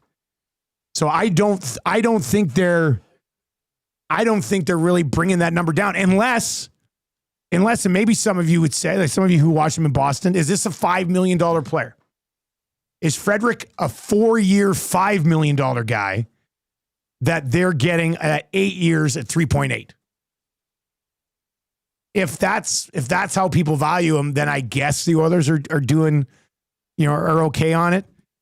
8 years is a weird standard to set for middle six guys, but in 4 years, the caps will be so ridiculously high that we are looking at the Frederick deal going. Yeah, 4 is the new 2. Yeah, he's doing okay for what he's getting paid. So with the cap expected to drastically go up, I'm not going to have my mind blow over this deal, but I do think at the moment, the term isn't really bringing down the number that much, which is kind of, I think, frustrating probably for a fan base.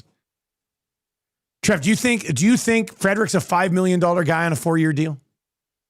No, I don't. That's why, like, I was looking at it because, if you look at contracts, usually they're evaluating him right now at about $4 or $5 million if he were to sign a 4-year deal, which is why I don't get it. Because if he does sign an 8-year deal, it should be, it should be around $3 million. Like it really should be.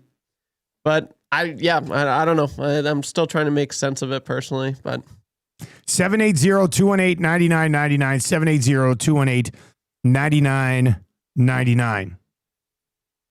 KB with an outstanding take in the nasty chat. What did he say? At least he wants to sign for 8 years, unlike someone else.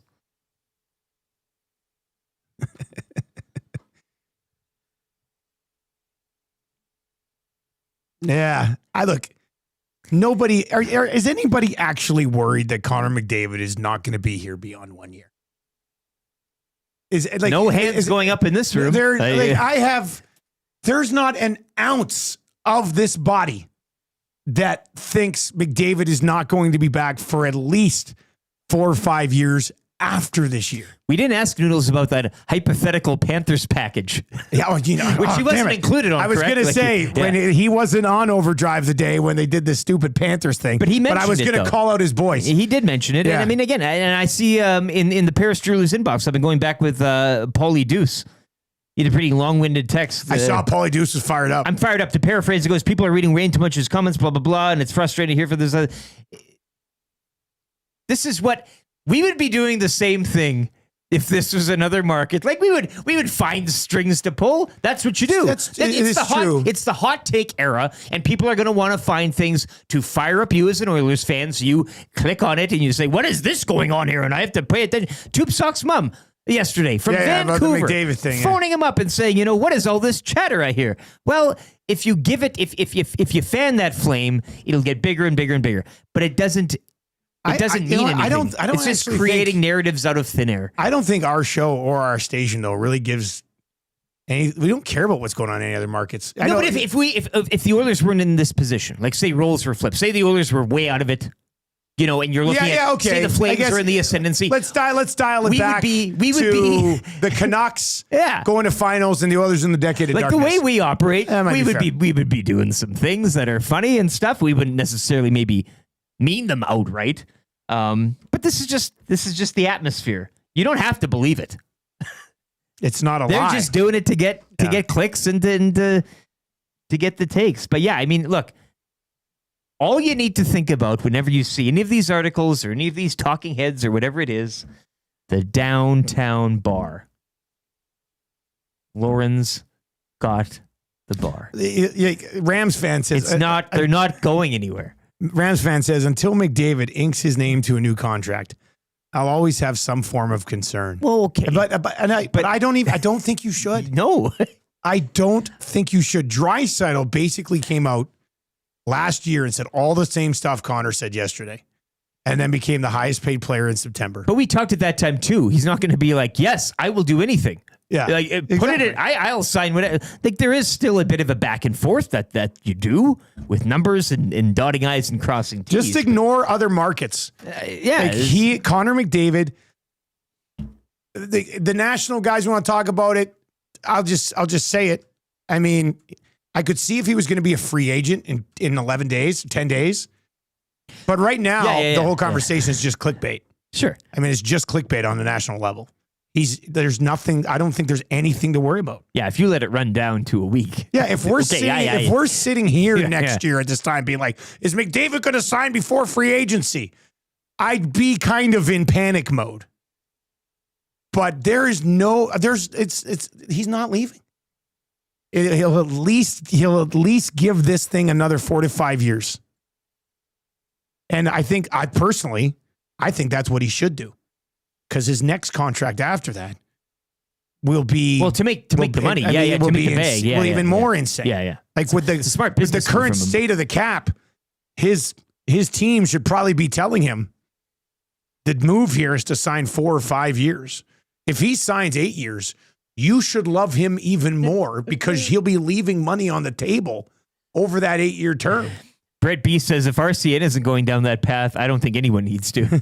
and he's not even, he's not, no, it's, and in fact, just have fun with it. I would lean in.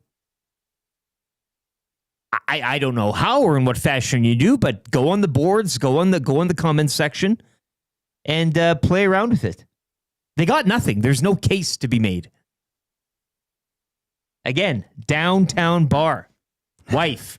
And a nice, fancy, high-end thing, Doesn't he own the building, too? Or something like that? I mean, come on. You're not going to do that. Hockey aside. Winning, yeah. And you're on the best team in the league that's not named the Florida Panthers. Exactly. I mean, yeah. All right. This is fun times. I like These are crazy times. Every day this summer, we're like, okay, we're not talking about this. We're going to talk about it all. But every day we're going to step back into it just a bit. I do like the idea of putting a ticker on our graphics that says countdown until McDavid's contract expires. And then when he re-signs the new one, it goes up by thousands of days. I like that. Like pitchers and catchers. Same type of thing. Same type of thing. All right, we do need somebody to play Kind of Easy Trivia right now. If you would like to play, text Trev, 780-218-9999. We've got a gift certificate. We got a gift certificate right now to Mr. Mike's. 780-218-9999. 780-218-9999. Text Trev if you want to play. He'll grab one of you. You will play Kind of Easy Trivia. We've got a fun I need a drink. I need a couple of beers today. A little parched, eh? Yeah, Kind of Easy Trivia. 3 questions too many. That's good. How does little old me up in Canada dictate the NBA conversation south of the border for 2 days? But it happened. Big week. It's hilarious. New studio. It's hilarious. Yeah, what a week. And then Sobeys the Safeway Liquor Beer of the Week. Cowboy Trail Brewery from Bragg Creek. Those bad boys are in the fridge. They're chilling. And we're going to dive into those. And then the wrap for William Huff. Need a couple of questions, actually, for 3 questions too many as well. If you have any questions for 3 questions too many, Elks questions, Oilers questions, non-sports questions, trip to Mexico questions, 780-218-9999. Sailor is in and says, let's wrap with this on Frederick. Like I said, I mean, with the cap going up as drastically as it's going to go up, I don't think the Frederick deal is going to be the end of the world. If he can become a 20-goal guy here, and in 4 years, $4 million is the equivalent of 2 right now, or not 2, maybe like 2.5, 3 or something. Center or forward. And you know, it's just, I just think right now they're paying a bit of an Edmonton tax to keep him. And I don't like that anymore. This goes back into the state tax. Now there's an Edmonton tax. Well, no, I don't think the Oilers should be in that spot anymore. And if he's unless we view him as a $5.5 million guy right now, the term is not bringing down what I think the number is that he should be at right now, which is around 3.8, who cares? So I just don't necessarily like that. But I think in, 3, 4, 5 years, probably going to be okay value for the guy. Anyway, Sailor says, a few of my buddies are diehard Bruins fans and say Frederick will be a great fit in Edmonton. Sounds like he's a nut on the ice in the good way and doesn't take many penalties for what he does. I just saw a clip of him laying out Lafreniere in front of the Rangers bench and yells back at the bench, who wants it? I'm liking this deal a little bit more as time goes on. Giddy up, Sailor. Huss will say something else, though, because Frederick jumped like a guy who's from Sweden and never been in a fight before against the Jets. Never forgives. Huss will hold a grudge over him and Hartman forever. All right. Anyway, if you want to play kind of easy trivia, 780-218-9999. If you have any questions for 3 questions too many, same text line. It's the Paris Jewelers inbox at 780-218-9999. We're coming at you from the Popeyes Louisiana Kitchen Studio. Let's get to a sports update right now with Lieutenant Eric for the fine folks at Windsor Plywood, Leduc. Let's do it.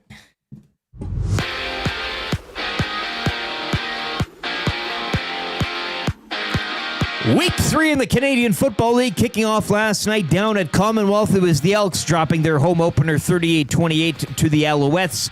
Edmonton fell to 0-2. Montreal improved to a tidy 3-0. Trey Ford, though, having a pretty good night stats-wise. He's tossed a pair of touchdowns. He would run another in while getting picked off once. Edmonton will kick off Week 4 in Winnipeg against the Bombers next Thursday. Week 3 continues tonight. Friday Night Football on TSN. The 2-0 Riders visiting the 0-2 Argonauts. Indiana Pacers stave off elimination to force a Game 7 with a 108-91 victory over the Thunder. The finals will wrap up Sunday at 6 back in OKC. Edmonton Stingers improving to 5-6. They get past the Calgary Surge 98-95 down in Red Deer last night. Stingers are back at the Expo Center Sunday at 4 to face the Winnipeg Sea Bears. On the diamond, Arizona avoiding the sweep yesterday afternoon with a 9-5 victory over the Jays. Jays will welcome in the White Sox for a 3-game set starting tonight at 5:07. Locally, the Riverhawks shut out last night by the Bells 7-0 as Bellingham would take 2 of 3. Hawks remain at home. They'll kick off a 3-game set with the North Division leading Wenatchee Apple Sox tonight at 7:05. Cactus Rats victorious down in Regina 10-9 over the Red Sox. That 2-game set will wrap up later tonight at 7. And Scotty Scheffler had himself a day in the opening round of the Travelers Championship as he shot an 8-under 62 to finish in a share for the lead. Second round action is underway this morning. In terms of Canadian flavor, both Nick Taylor and Adam Hadwin were 4 under for the day yesterday and finished in a tie for 8th. Sports Update brought to you by Windsor Plywood Leduc. Locally owned and operated, serving Leduc and the surrounding area since 1993. Doors, flooring, baseboards, and of course, plywood. Go see the knowledgeable staff at Windsor Plywood Leduc.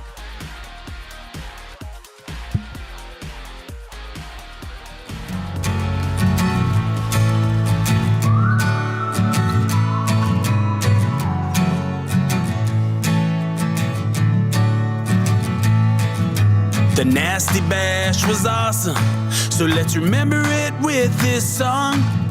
The EST on Corey B. Tattoo still looking strong.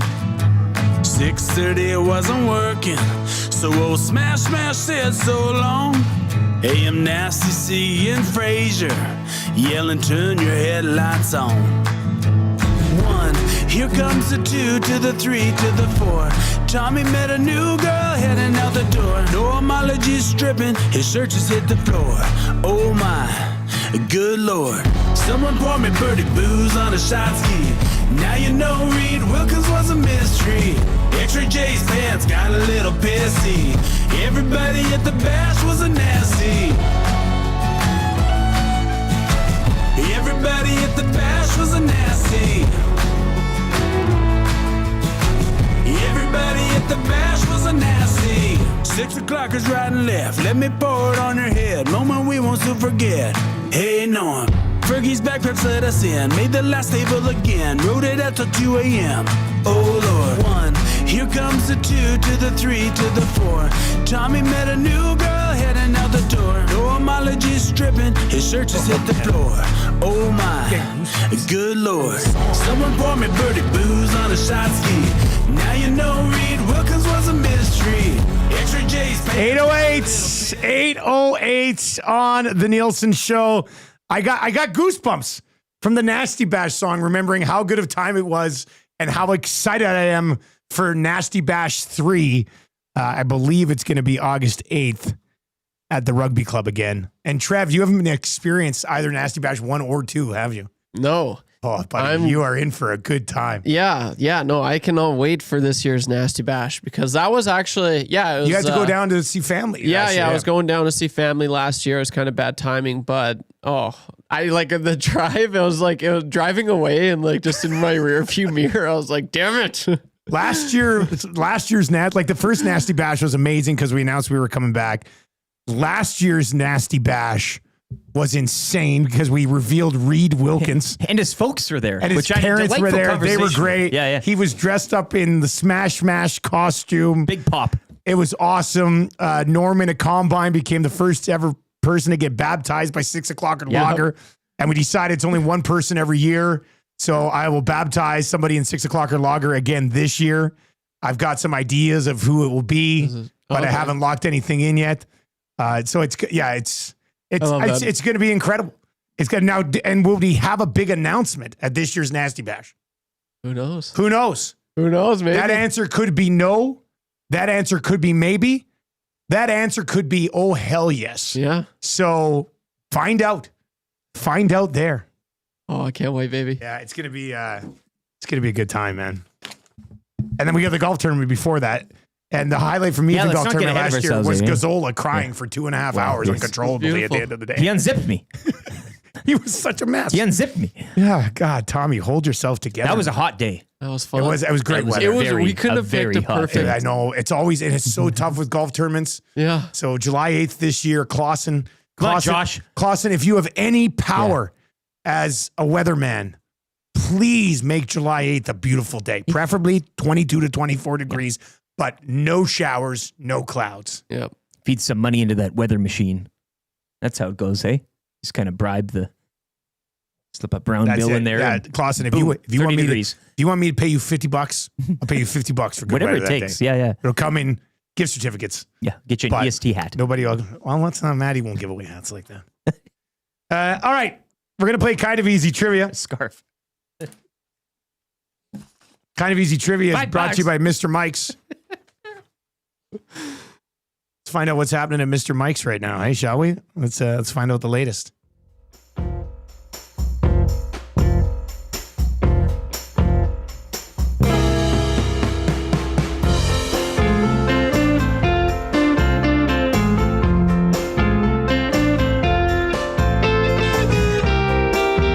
Well, Dusty, you ask and I'll answer. It's Platypalooza, as Mr. Mike's is turning up the sizzle this summer. From barbecue rib platters to coastal combos with lobsters and prawns, it's big flavor all summer long. Plus, any of your shot at sizzling summer prizes. Get into Mr. Mike's Platypalooza's on. Mr. Mike's, eat locally, enjoy casually. Well, Dusty, you asked and I answered. Should have been they. You're the best. I didn't have the copy written down. You're the best. Mr. Mike's is the best for coming up with hilarious things. They are. Like Platypalooza. And the GCs. I mean, yeah. They may have Mr. Well, Mike. yeah, I got to email Mr. Mike. I think they gave us too big of GCs. But you can. But whatever. you're reaping the benefits right now. This is the benefit of Platterpalooza. Yeah. They're all getting a little. Yeah. They're just all everybody's nuts. It's Platterpalooza. We should give away free platters for a week. Of course, it's Platterpalooza. Platterpalooza. All right, who's playing Kind of Easy Trivia today, Trev? This is the rookie. The rookie. We haven't heard from the rookie in a while. This is exciting. Needs to get 3 to 5 correct. Rookie, you ready to go, buddy? Hello, Nielson. Hello, the rookie. All right, let's do it, buddy. All right, here we go. Trev will start the ticker. Here we go. Did the Elks win last night? No. What position does Davis Alexander play? Receiver. How many wins do the Elks have this season? 0. Which NBA team stayed alive with a win last night? Pacers. Name one Oiler who's an unrestricted free agent this offseason. Bouchard. Look at this guy. The rookie. And Sergio Ramos gets a nipple erection. Oh, is that dirty? This is not just a dream, it's a wet dream of orgasmic proportions. Oh, is that dirty? Frustration sets in and the emotion goes out, and then you just start playing by yourself. Oh, is that dirty? You cannot come to my house. No, not today. You cannot come to my house. No, not today.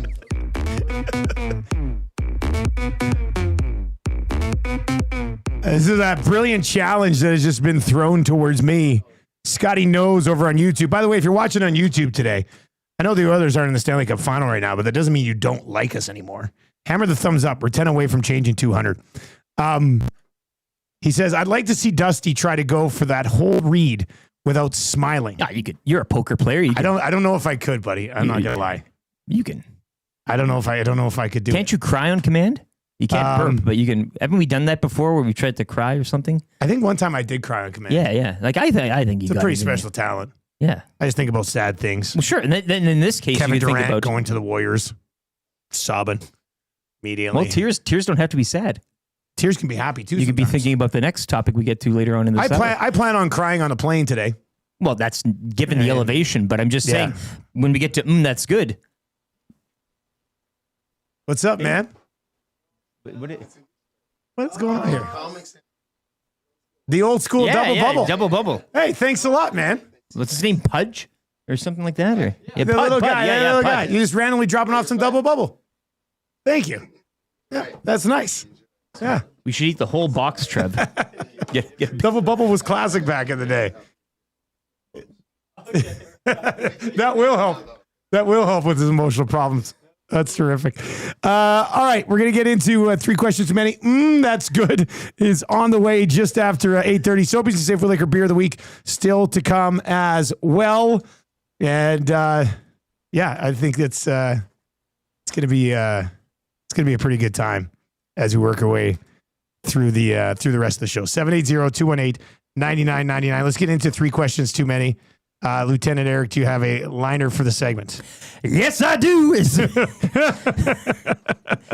Mitch, just get into some sort of Cajun summer promotion, hey? Like, why not? That's good. That's good. 3 questions too many, brought to you by the great staff at Park Mazda and dealer principal Mitch Lewicki, where he, along with Rip City Step, are waiting for us to get into the Dodgers-Padres brouhaha from last night. Why not? Hey, get on the bus. Why not? Why not? Get on the bus. To do, yeah. That's a good one. Do you have a Twitter account? Yes, at Lieutenant_Eric, and the station at YEG Sports Talk. That's YEG Sports Talk on the X. I'm laughing because I'm going to bring you in the loop now. I didn't tell Eric or Trev that Mark was coming in today. And I saw your face. You're like, who is this guy? Who is this guy? I have no idea what's going on here. I don't mean to be rude, but I'm just like, no.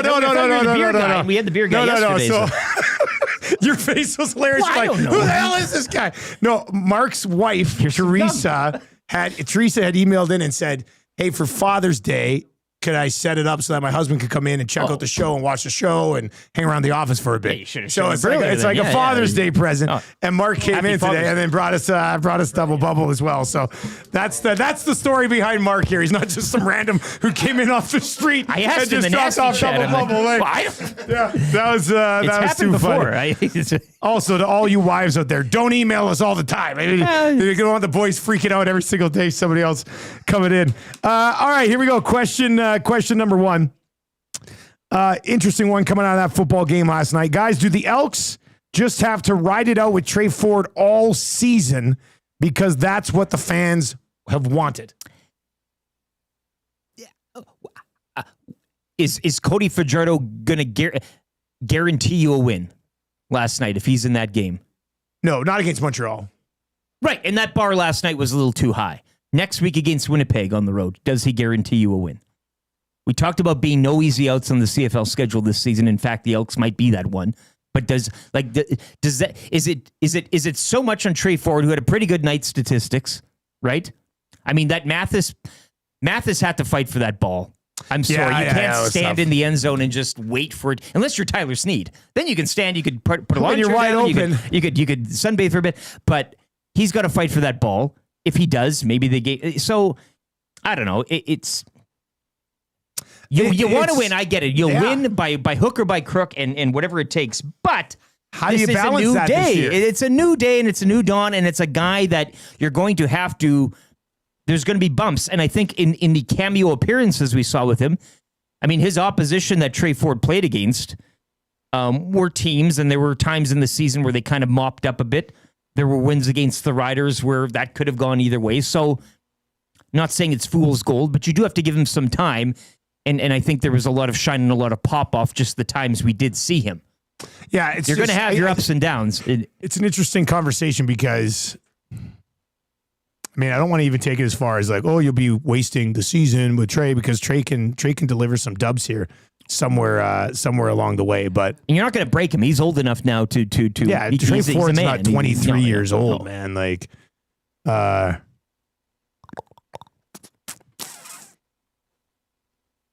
I think you ride it out with Trey Ford for as long as you can to see exactly what you have. Like at what? I guess is there a point that you would identify? I know that's what I'm. That's kind of what I'm wondering. Like, I don't know. I don't know the answer to this question. They're at home to the Red Blacks, and you mentioned that one July 6th as. So if they start 0-4, at that point, are you sitting there going, it doesn't matter, this is a Trey team and we want to see what he does? Or do they start 0-4 and you go, we've got a guy who was the front runner for MOP before he got hurt last year, who is a Grey Cup champion. Do you go to that guy then? Or do you just say, we made Trey the guy, we go with Trey? They get the Argonauts August 15th. By that time, Chad Kelly will probably be starting under center. So looking around the league, again, like Drew Brown will get healthy at some point. I don't know if it's by July 6th when the Red Blacks come here for week 5. But, I mean, again, as I said, it's tough to preach patience in this market. But this is what everybody wanted, and you're going to have to give it some time, I think. Question number 2. Would you guys say it's 100% that the Oilers have a different goaltender next year? Just one? Well, I mean, let's just say, just to start with one. Yes. Do you think it's 100% there's a different goalie between the pipes next year? Yeah, one of the guys is gone. Well, to echo what Noodles said, I think, and it's change for change's sake at this point. And it doesn't necessarily mean it has to be somebody better or anything such as that, but I think it'd be a tough sell to this fan base to run it back. Given the numbers we saw in the postseason, and you could argue that if it was just slightly better, that might get you a game more or two. But 100%. 100%, I think they need. Will it happen? I can't get. No. So you won't say it's a 100%? Not with this organization, no. Because I think sometimes they can be tone deaf to sometimes what the fans want and what a selling point is. I think it's 100% that there'll be a different goalie there. I guarantee. You're guaranteeing it? I guarantee. 100%. 100%. Yes, there'll be a different goalie there then. Yes. 100%. For sure, one goalie. One of them's gone. I think it might be Skinner. That's my hunch. Sad face. I think it's probably 100%. 100%. 100%. 100%. 100%. 100%. It's so tough saying 100% on anything, though. You won't even say it on McDavid. No, I do say it on McDavid. What are you talking about? I'm total 100% but that's guy. Two 100% on the show, and we're saying now it's tough. It's not that tough. Maybe it's easy to say 100%. It is quite easy. God. Tough questions. All right. This one is interesting. It is National Hike with a Geek Day. What is the most obscure AM nasty day we could come up with? By the way, I don't know. The National Hike with a Geek Day was created by geeks in 2017. I looked that up. I don't know. But that's what I'm saying. If you want to go walking in the River Valley with me, you're more than welcome. If that can get a day, what is the most obscure day that we can come up with? Send your suggestions to 780-218-9999. Like you're talking National Blend. This should be good. Yeah, like National Drink a Smoothie with Dusty Day. Yeah. Or, something, there's got to be something. Cut your fingernails with Zach Day. Yeah. Punch yourself in the nose day until it bleeds. Yeah. Yeah. What is the most obscure AM nasty day that we could come up with that Surveyor Brett could put in his phone? The nasty chat should Lots be of ammo out there. Populating this one here shortly. 3, 2, 1. 780-218-9999. Penner's Pancakes goes, I think an EST paintball day in October would be fun. We're not an event type. I've never played just paintball. talking I'm too about scared. Well, There, I said it. laser tag we could start with. Paintball would be fun. The only time I ever went paintballing was the time we got to go over that when stupid Lachlan Cross was like, shoot us for a bit on the bear. And we went and shot him. And that was fun. But I don't want to get hit with a paintball. I'm hit. Yeah. I'll never take Marshall paintballing. I'm hit, my son. I'm hit, my dad. Danny T says EST AI Dancing Day with AI created music. Calvin C says, what about National Drink Room Temperature Chocolate Milk Day? That's actually, I like that idea. That's pretty good. That's not a bad, I don't mind that one. I'm going to make a note of knock a few it till of you these. try it. Let me see here. You. National what do we Swingers Day. Hey, we could Something probably with the flavor. I don't know if we're going to be able to talk about that in a new people place. get into that one, eh? Been flying under the radar for 30 years. National Drink Room Temperature Chocolate Milk Day. That's one that I could get behind for sure. Dr. John in the nasty chat. National Bathtub with YouTube Trev Day. And Dusty. I like the drinking room temperature chocolate milk a little bit more. Anyway, keep those suggestions rolling in. What about National Stay Up to Watch the Sunrise in the River Valley with Lieutenant Eric Day? You know what? If we locked this in today, because it's the summer solstice, we'll always remember. That's a solstice, yeah. Oh, it's the summer solstice, which means it's National Drink Room Temperature Chocolate Milk Day. We're making this a thing today. Today? Yes. 100%. At the end of the show. 100%.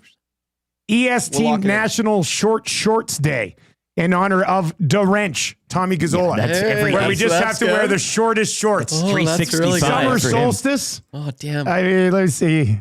National Short Day? Wear Short Shorts for Tom Gazzola Day. It's every day. That's good. That's a good one, too. These are some good suggestions. Keep them rolling in. 780-218-9999. 780-218-9999. Brent P says, National Eat Like Dusty Day. No fruits or vegetables into your body. Yeah. So another really good one. That's a good one, too. Only processed foods. Just processed foods If day. it comes in a box, you got to have it. National Eat Like Dusty Day. What did I have yesterday? Yesterday have been a good day. Yeah, what was on the menu? I had a 6-inch. I had that. Did I have that Tim Hortons box yesterday? Oh, yes, you did.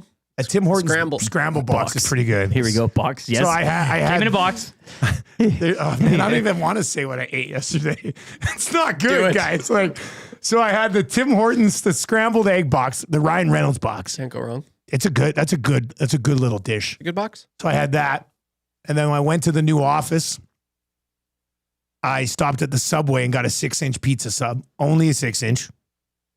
And then yesterday I was napping and I missed dinner because I had to. You're a manager. I was head manager. You're a last night. I manager. had to go to the game earlier. You want to run lean. So I missed those Tammy. days, eh? Tammy had made her famous Costco chicken pot pie.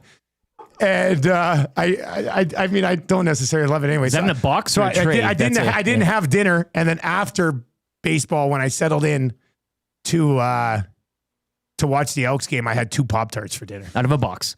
So I had Tim Hortons scrambled box, 6-inch sub from Subway, and 2 Pop-Tarts, which actually isn't that much. I mean, the calorie intake What down flavor? that's pretty low. What flavor? I don't know, the white one with the sprinkles, raspberry, strawberry. So you something. a fruit. Oh, yeah. You had a. I guess I did. Yeah, your vitamins and minerals. And I had 2 glasses of milk. There you go. Those bones. And Tammy burped me and put me to bed.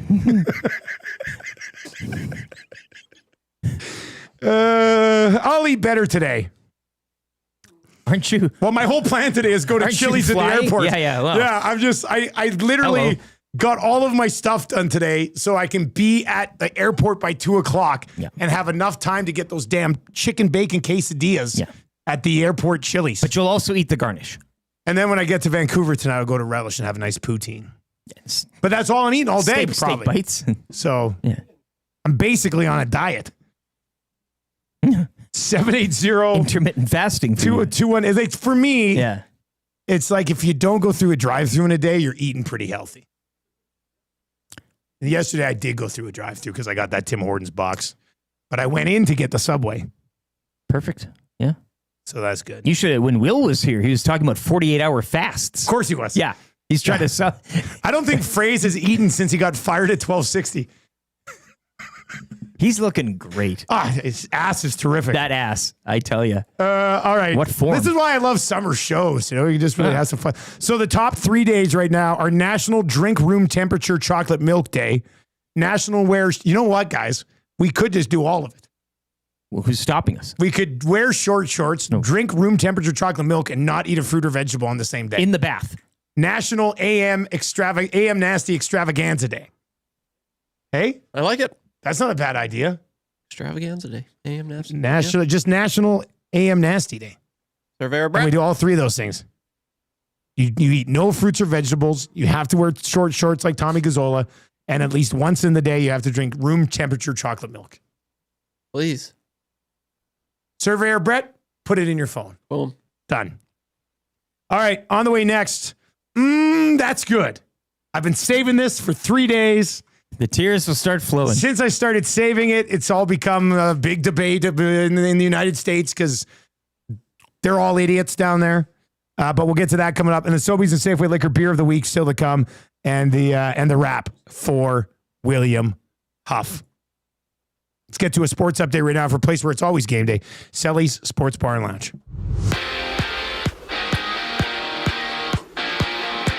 Week 3 in the CFL kicking off last night from Commonwealth. It was the Elks dropping their home opener 38-28 to the Alouettes. Edmonton fell to 0-2. The Alouettes improved to 3-0. Trey Ford, pretty tidy night stats-wise. He tossed a pair of touchdowns, rushing another, all while being picked once. The Elks will travel to Winnipeg to take on the Bombers next Thursday. Week 3 will continue tonight. Friday Night Football from Toronto. The 0-2 Argonauts hosting the 2-0 Rough Riders. Pacers stave off elimination to force a Game 7 with a 108-91 victory over the Thunder. The Game 7 of the finals, that'll go Sunday at 6 back in Oklahoma City. Stingers, meanwhile, they topped the Surge 98-95 down in Red Deer. Stingers are back home at the Expo Center to host the Winnipeg Sea Bears Sunday at 4 o'clock. Jays failed to complete the sweep with the Diamondbacks yesterday afternoon, falling 9-5. Toronto will welcome in the White Sox for a 3-game set this weekend, beginning tonight at 5:07. Locally, it was the Riverhawks shutout last night down to Remax 7-0 to the Bells. Riverhawks now 8-7 on the campaign. They welcome in the North Division leading Wenatchee Apple Sox for a weekend series. First pitch tonight, 7:05. It is Dark in the Park night at Remax as they celebrate Halloween in June. Cactus Rats improved to 7-10 with a 10-9 victory out in Regina. That 2-game set wraps up later tonight at 7. Scotty Scheffler, he had himself an opening round at the Travelers yesterday, shooting an 8 under 62, finishing in a share for the lead. Second round action is underway this morning. Taking a quick glance at the leaderboard, Patrick Cantlay has moved a bit. He's 3 under through 6 to sit at 6 under, while Canadians Nick Taylor and Adam Hadwin, they both finished the opening round at 4 under par. Sports Update is presented by Selly's Sports Bar and Lounge. With wall-to-wall TVs, daily food and drink specials, it is the place to be for every Oilers game. Every day is game day at Selly's Sports Bar and Lounge.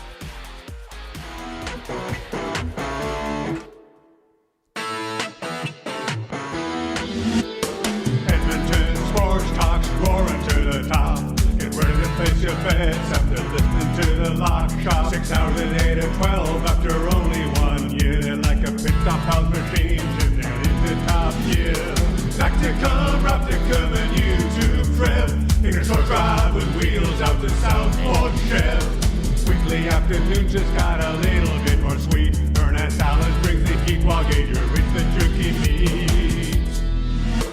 For everything Oilers, tune into the Oil Stream. And if that ain't enough, don't miss 2 guys and a Joaquin. If you're looking for insider, tune in for Darren Dreger. If it's the NFL you're into, check out the coach, Herman Edwards. The Italian Center, that's good. I'd go to Pro Am Sports every day if I could. He's on location in your neighborhood. The morning show will give you your morning wood. There are too many shows to mention, like Riverhawks Weekly and Tommy and Beldy on Saturday Hello Hockey. And the VIP Golf Show with McCord and Curtis Stock. There's so much going on Edmonton Sports Talk. This song's a U2 celebration on and off the court. Hashtag City Association, it's your #1 source. Standing on the shoulders of Holly and John Short. EST's your place for all your Edmonton sports.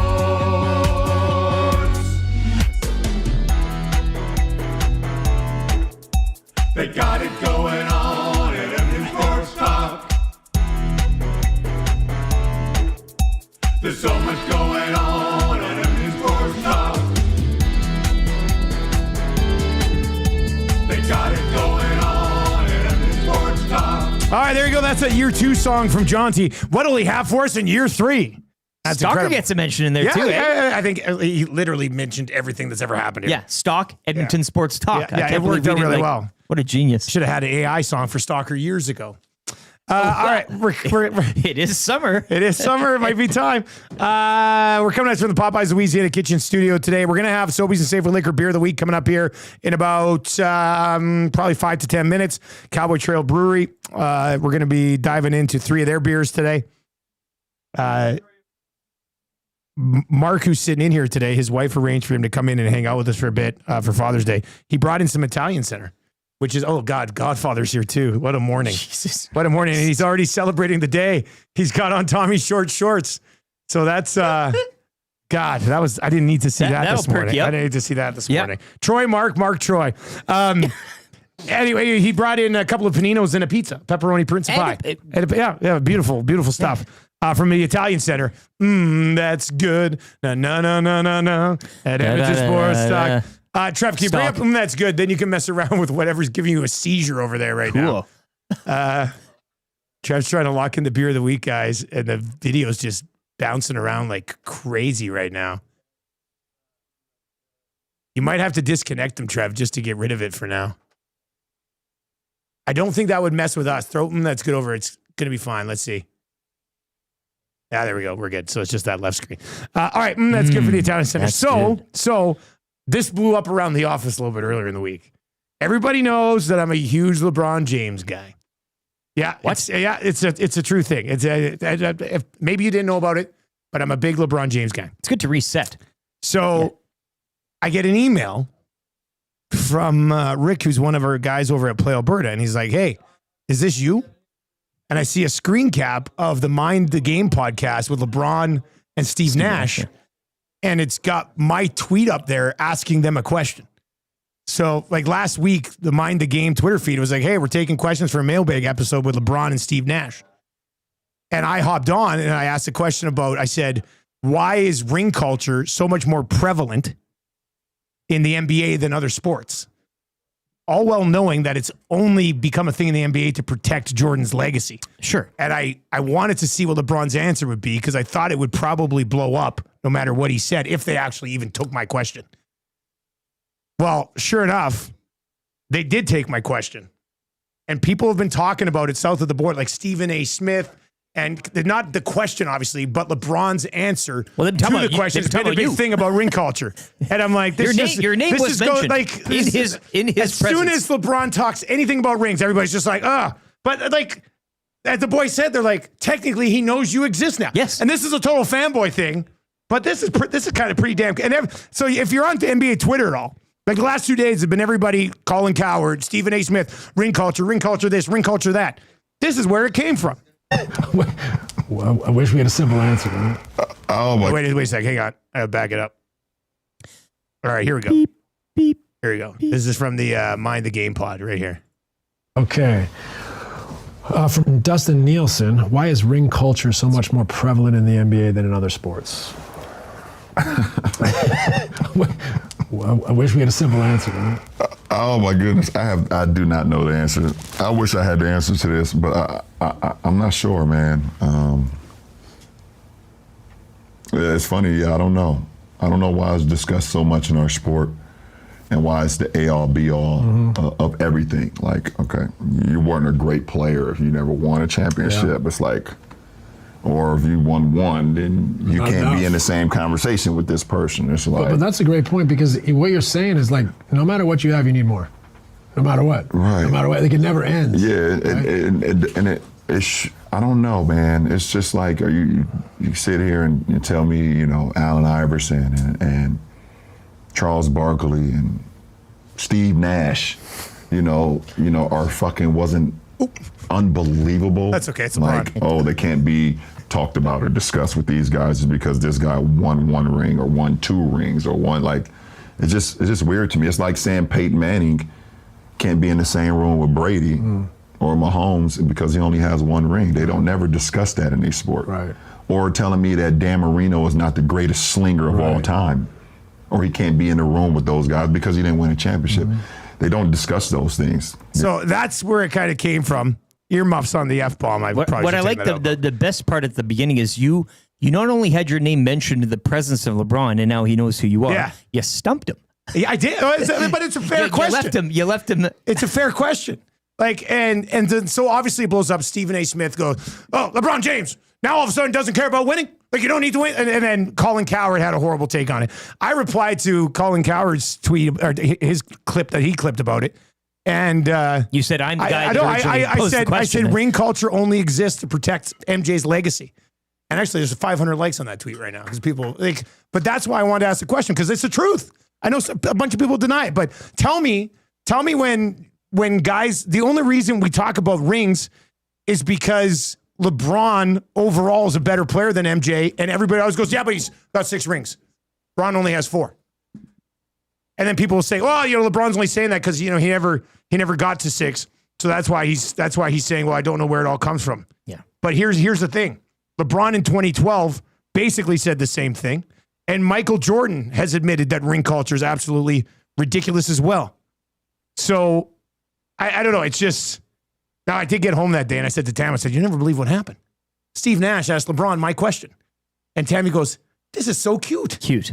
Yeah. She goes, this is like if McDavid got to ask, or if Marshall got to ask McDavid a question. Yeah. And I said, you're right. It's the exact same thing. So yeah, I don't know. It was interesting. Like here's Michael Jordan on the whole ring culture thing.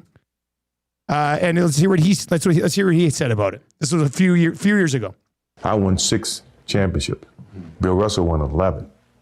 Does that make Bill Russell better than me and make me better than him? No, because we play at different eras. Oh, sorry, that was Jordan's fans reacting after, being like, no. And here's LeBron in 2012 talking about the same thing for everybody who's just like, well, he's only saying that now. Here he is in 2012. He said he would take Kobe over me because, 6 was 5 rings is better than 1, and last time he checked, 5 is better than 1. But that's his own opinion. I don't think at the end of the day, rings doesn't always define someone's career. If that's the case, then I would sit up here and say I would take Russell over Jordan, but I wouldn't take Russell over Jordan. Russell has 11 rings, Jordan has 6. Or I'd take Robert Horry over Kobe. I wouldn't do that. So, but it's your own personal opinion. Rings does not define someone's career. You look at a guy like, I said it last night, like Judd Bushler, who has multiple rings. Charles Barkley doesn't have 1 ring. He's not better than Charles Barkley. Patrick Ewing is one of the greatest of all time. Reggie Miller is one of the greatest of all time. Sometimes it's a situation that you're in, it's the team that you're in, and it's about timing as well. But I don't play the game and try to define who I am over what guys say or how they feel about me. It doesn't matter to me. I go out and I play for my family. I play for my teammates.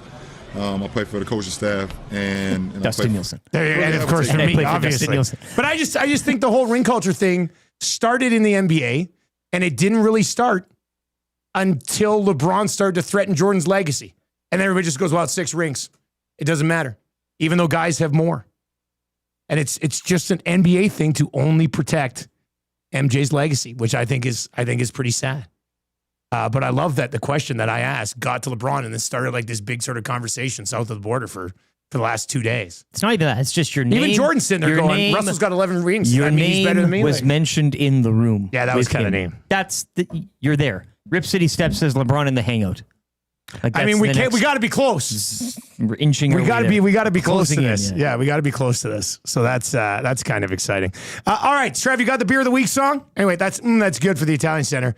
I've kind of made it now. Also, Jonathan Taves is signing with the Jets for 1 year. So Taves is going home to Winnipeg for 1 year. Probably be that second line center on the Jets if he's still got some game left. You got the beer of the week song? Okay, let's set it up. Let's go grab these beers and let's dive into this bad boy. Here we go. Let's do it.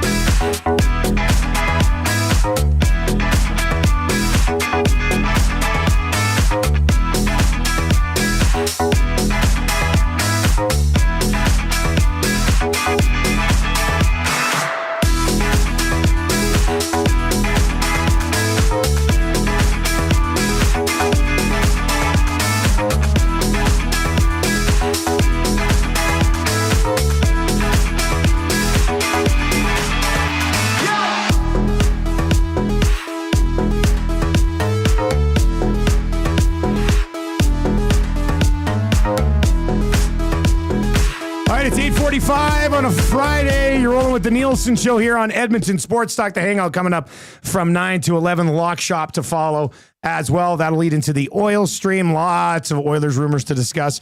And then from 1 to 3 EST afternoons and from 3 to 6, the Reed Wilkins Show here today. And Riverhawks tonight as well. Riverhawks right in action tonight. And you can listen to that right here. Your clear choice for Edmonton Sports. Live play-by-play action of both the Riverhawks and the Stingers, and an excellent Elks post-game show last night with Awanek and the Glue Guy, and I'm sure there'll be some Elks talk on the Hangout today as well. All right, it is Cowboy Trail Brewery, and we're going to dive into this. It's a pretty good deal right now, $13.99 4-pack of the wheat ale. Jason and Chloe, I do believe, are joining us today. Trev, bring them over. Hopefully, yeah, there we go. Oh, that looks good. How are you guys doing today?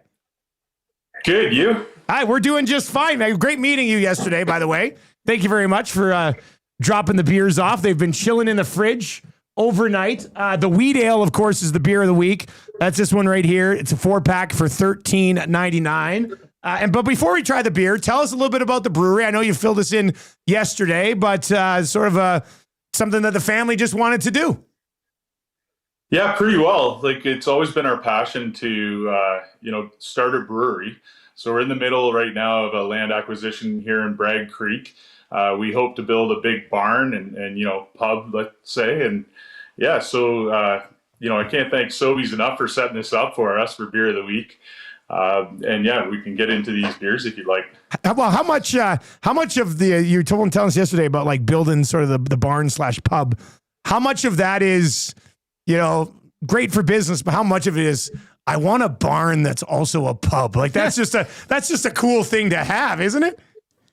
Yeah, no, for sure. It's been kind of a 10-year vision, that we've been working on. And it's fortunate we've been working with some of the breweries right now to get our product out. And, the support locally and in Alberta has been fantastic. So it's, helping this dream come true. You guys have these 3 right now? Is that what you're rolling with? Yeah, we have the 3. Okay. And we actually just launched our High Noon, which is a lighter fest beer. Okay. And it's going to be Alberta's shooting can. We put a target on the back. Beautiful. Smart thinking. I was going to say High Noon is like an old Like, I'll meet you high noon Yeah, get the paintball gun outside out. of the saloon. Yeah. Okay, that's a good idea too. So that one's just coming out. Yes. Okay. All right. So we're going to start with this. We're going to start with the wheat ale. Tell me a little bit about the wheat ale. So the wheat's traditional wit. It has orange and coriander, really smooth beer. The golf courses absolutely love it in the summer. It's very refreshing. So, yeah, sitting at 5%. What was the first one that you started with? Was it this one, or did you do one of the other ones first? Or did you do all three at the same time? We ended up doing the dark. Okay. Yeah, it was the dark. Well, you started with the dark, eh? Yeah. That's interesting. Do you start with the dark because you're a fan of dark beer? Is I'm that also what- a fan. He's a big dark beer Huge guy, so I'm fan. curious. Dark ale, I love Why it. dark first? Well, the dark can kind of be tricky, right? Like, to just get into the dark quickly, it's super dark in color. It has coffee and cocoa from the toasted malts and medium bodied. So, like, it's a massive hit. It took longer to kind of nail that one down. And we're really proud of it. But we're proud of all three of these beers. They're kind of our staples. The nose on this wheat ale smells absolutely terrific. Cheers to starting new businesses, man. We've been doing the same thing here for a couple of years. Here we go. Yeah, cheers. Man, that is good. Very refreshing. Oh, yeah. That you could definitely crush a bunch of those on a golf course. You're right. Like, that is. Oh, yeah. Trev, you like that? Trev over in the corner is just Yeah, mighty fine brew right there. That was really good. Chloe, what's your favorite of the three?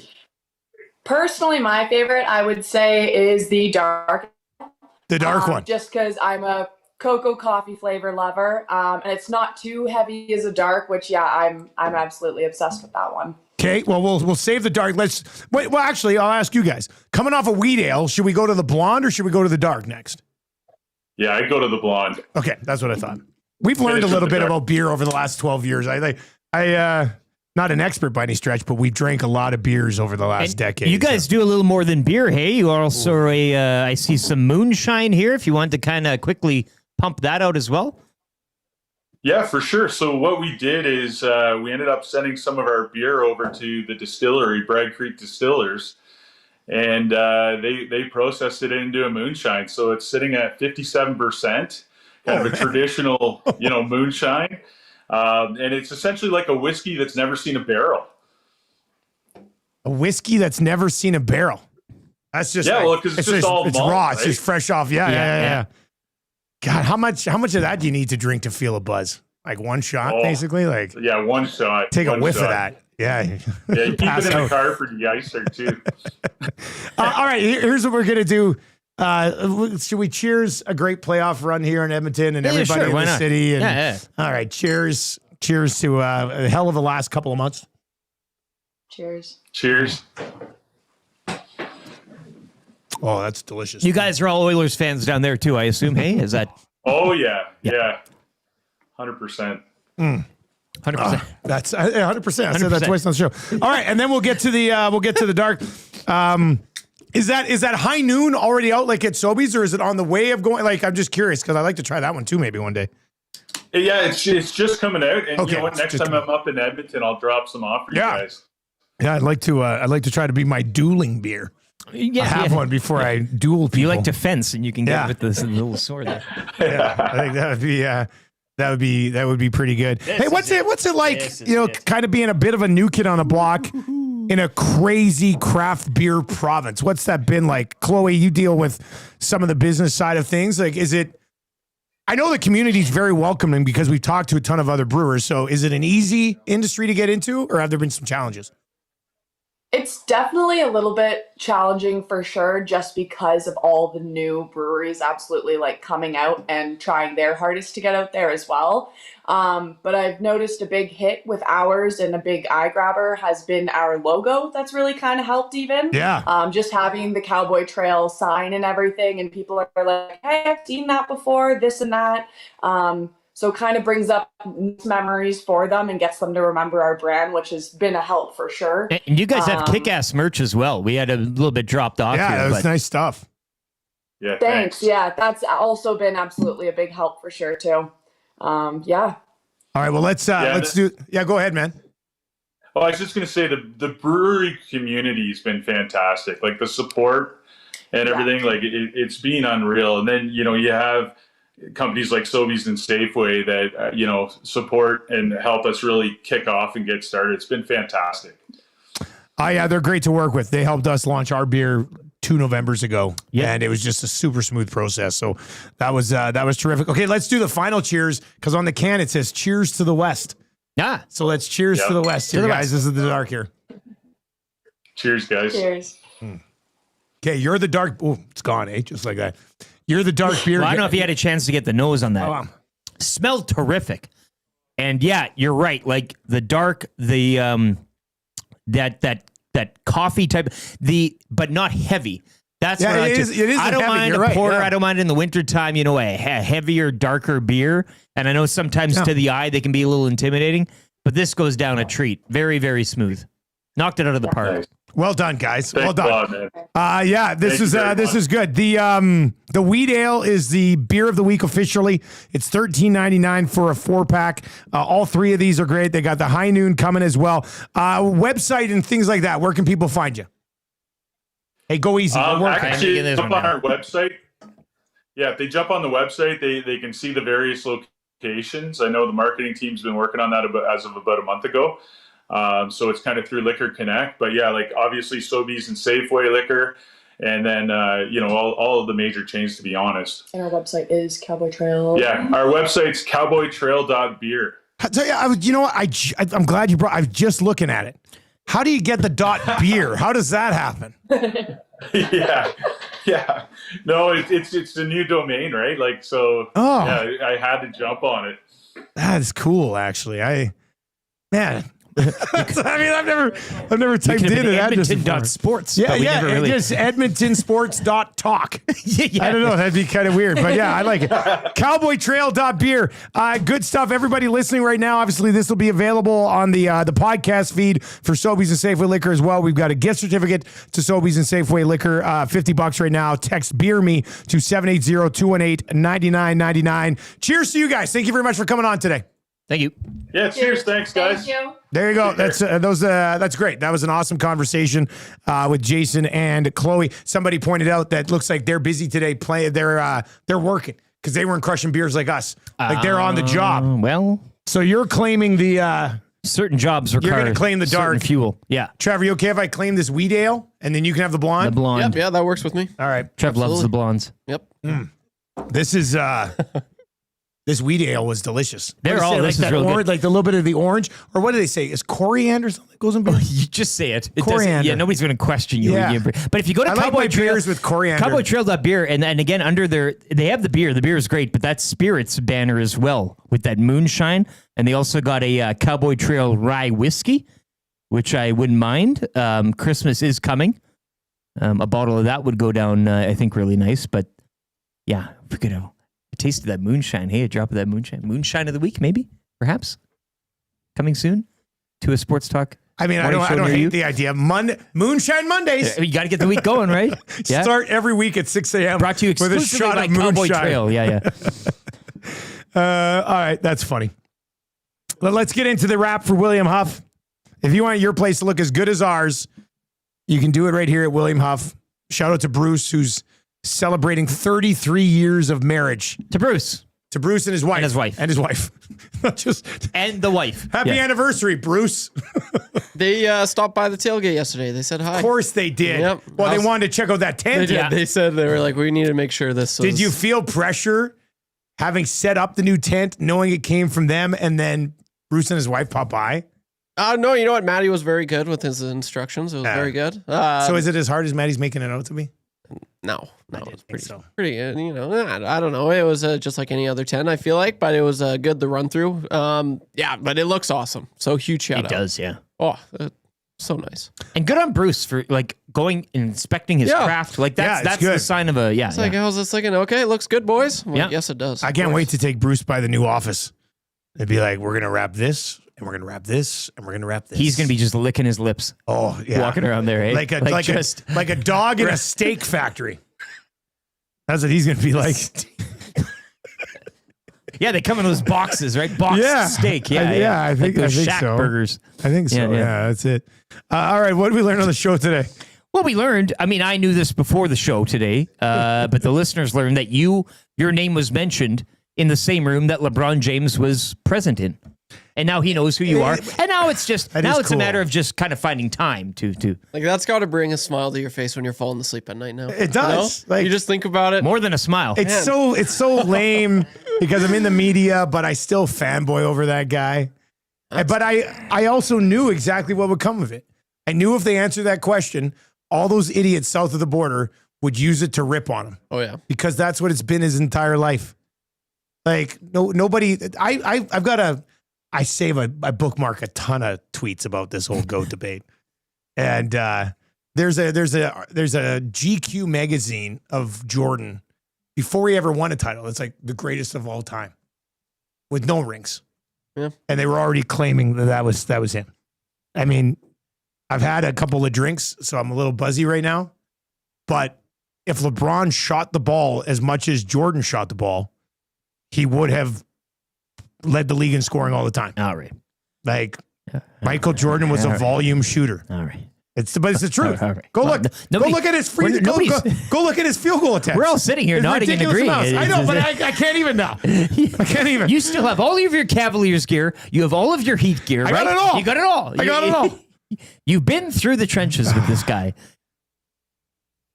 Look at you now. Oh, look at LeBron! Not with the right. He throws it down with the left hand. LeBron James. Oh, the natural. That's what I'm talking about. LeBron James. Those are your sounds of the day. Let's get to your. We got to find a text of the day today for A&W. I had a bunch written down here. Let's see if we can find. Here we go. I like this one from Spruce Grove Corey on the whole Chipgate thing. Oh, Pringles. Don't you have a new office to pay for? Exactly. Well, that's a good point. I want the no-name brand chips that have like plain, all dressed, cheesies. Like, that's the bag of chips we should have, not these Pringles. Yeah. In this economy, Wannick. And if you're new to the show or you're just picking it up, Trev was giving out mini packs of Pringles at the tailgate last night. Meanwhile, we got to pay Bruce to wrap the new office. We're flush. Yeah. Jeez Louise. HR Daddy is just looking he's looking at the numbers. He's probably passed out like a surprised goat right now. His head's falling off. Excuse me, Matt. We're not going to be able to move on these Pringles anymore. Text of the day was for A&W, where the new Masala Veggie Burger is here to stay. Only at A&W, available now for a limited time price, just $6. Barely get anything for $6 nowadays. A crisp patty made with the Nac paneer and a blend of real vegetables topped with spicy piri-piri sauce, layers of whole leaf lettuce, sliced tomato, red onion, all sandwiched between a freshly toasted seeded bun, of course. Full flavor veggie burger that's here for good. Get your hands on the limited time priced $6 Masala Veggie Burger today, only at A&W. All right, what are we watching tonight? Well, I will selfishly be watching the Rough Riders and Argonauts. Of course you will. Friday Night Football tonight. But it's a new song this year. Yeah, so, CFL Week 3 continues tonight. You got the Jays and the White Sox, which those two events you've parlayed, I guess you could say. I was going to say, you got to be watching these two games tonight because we're on the Blue Jays and the Riders. Yep. It's parlayed. You can find it on the EST specials page, plus 118. I'm feeling really good about it. My father-in-law comes down today. I'll have the Travelers Championship on the living room television, albeit at a low volume, just to kind of peruse. The Riverhawks are on EST tonight.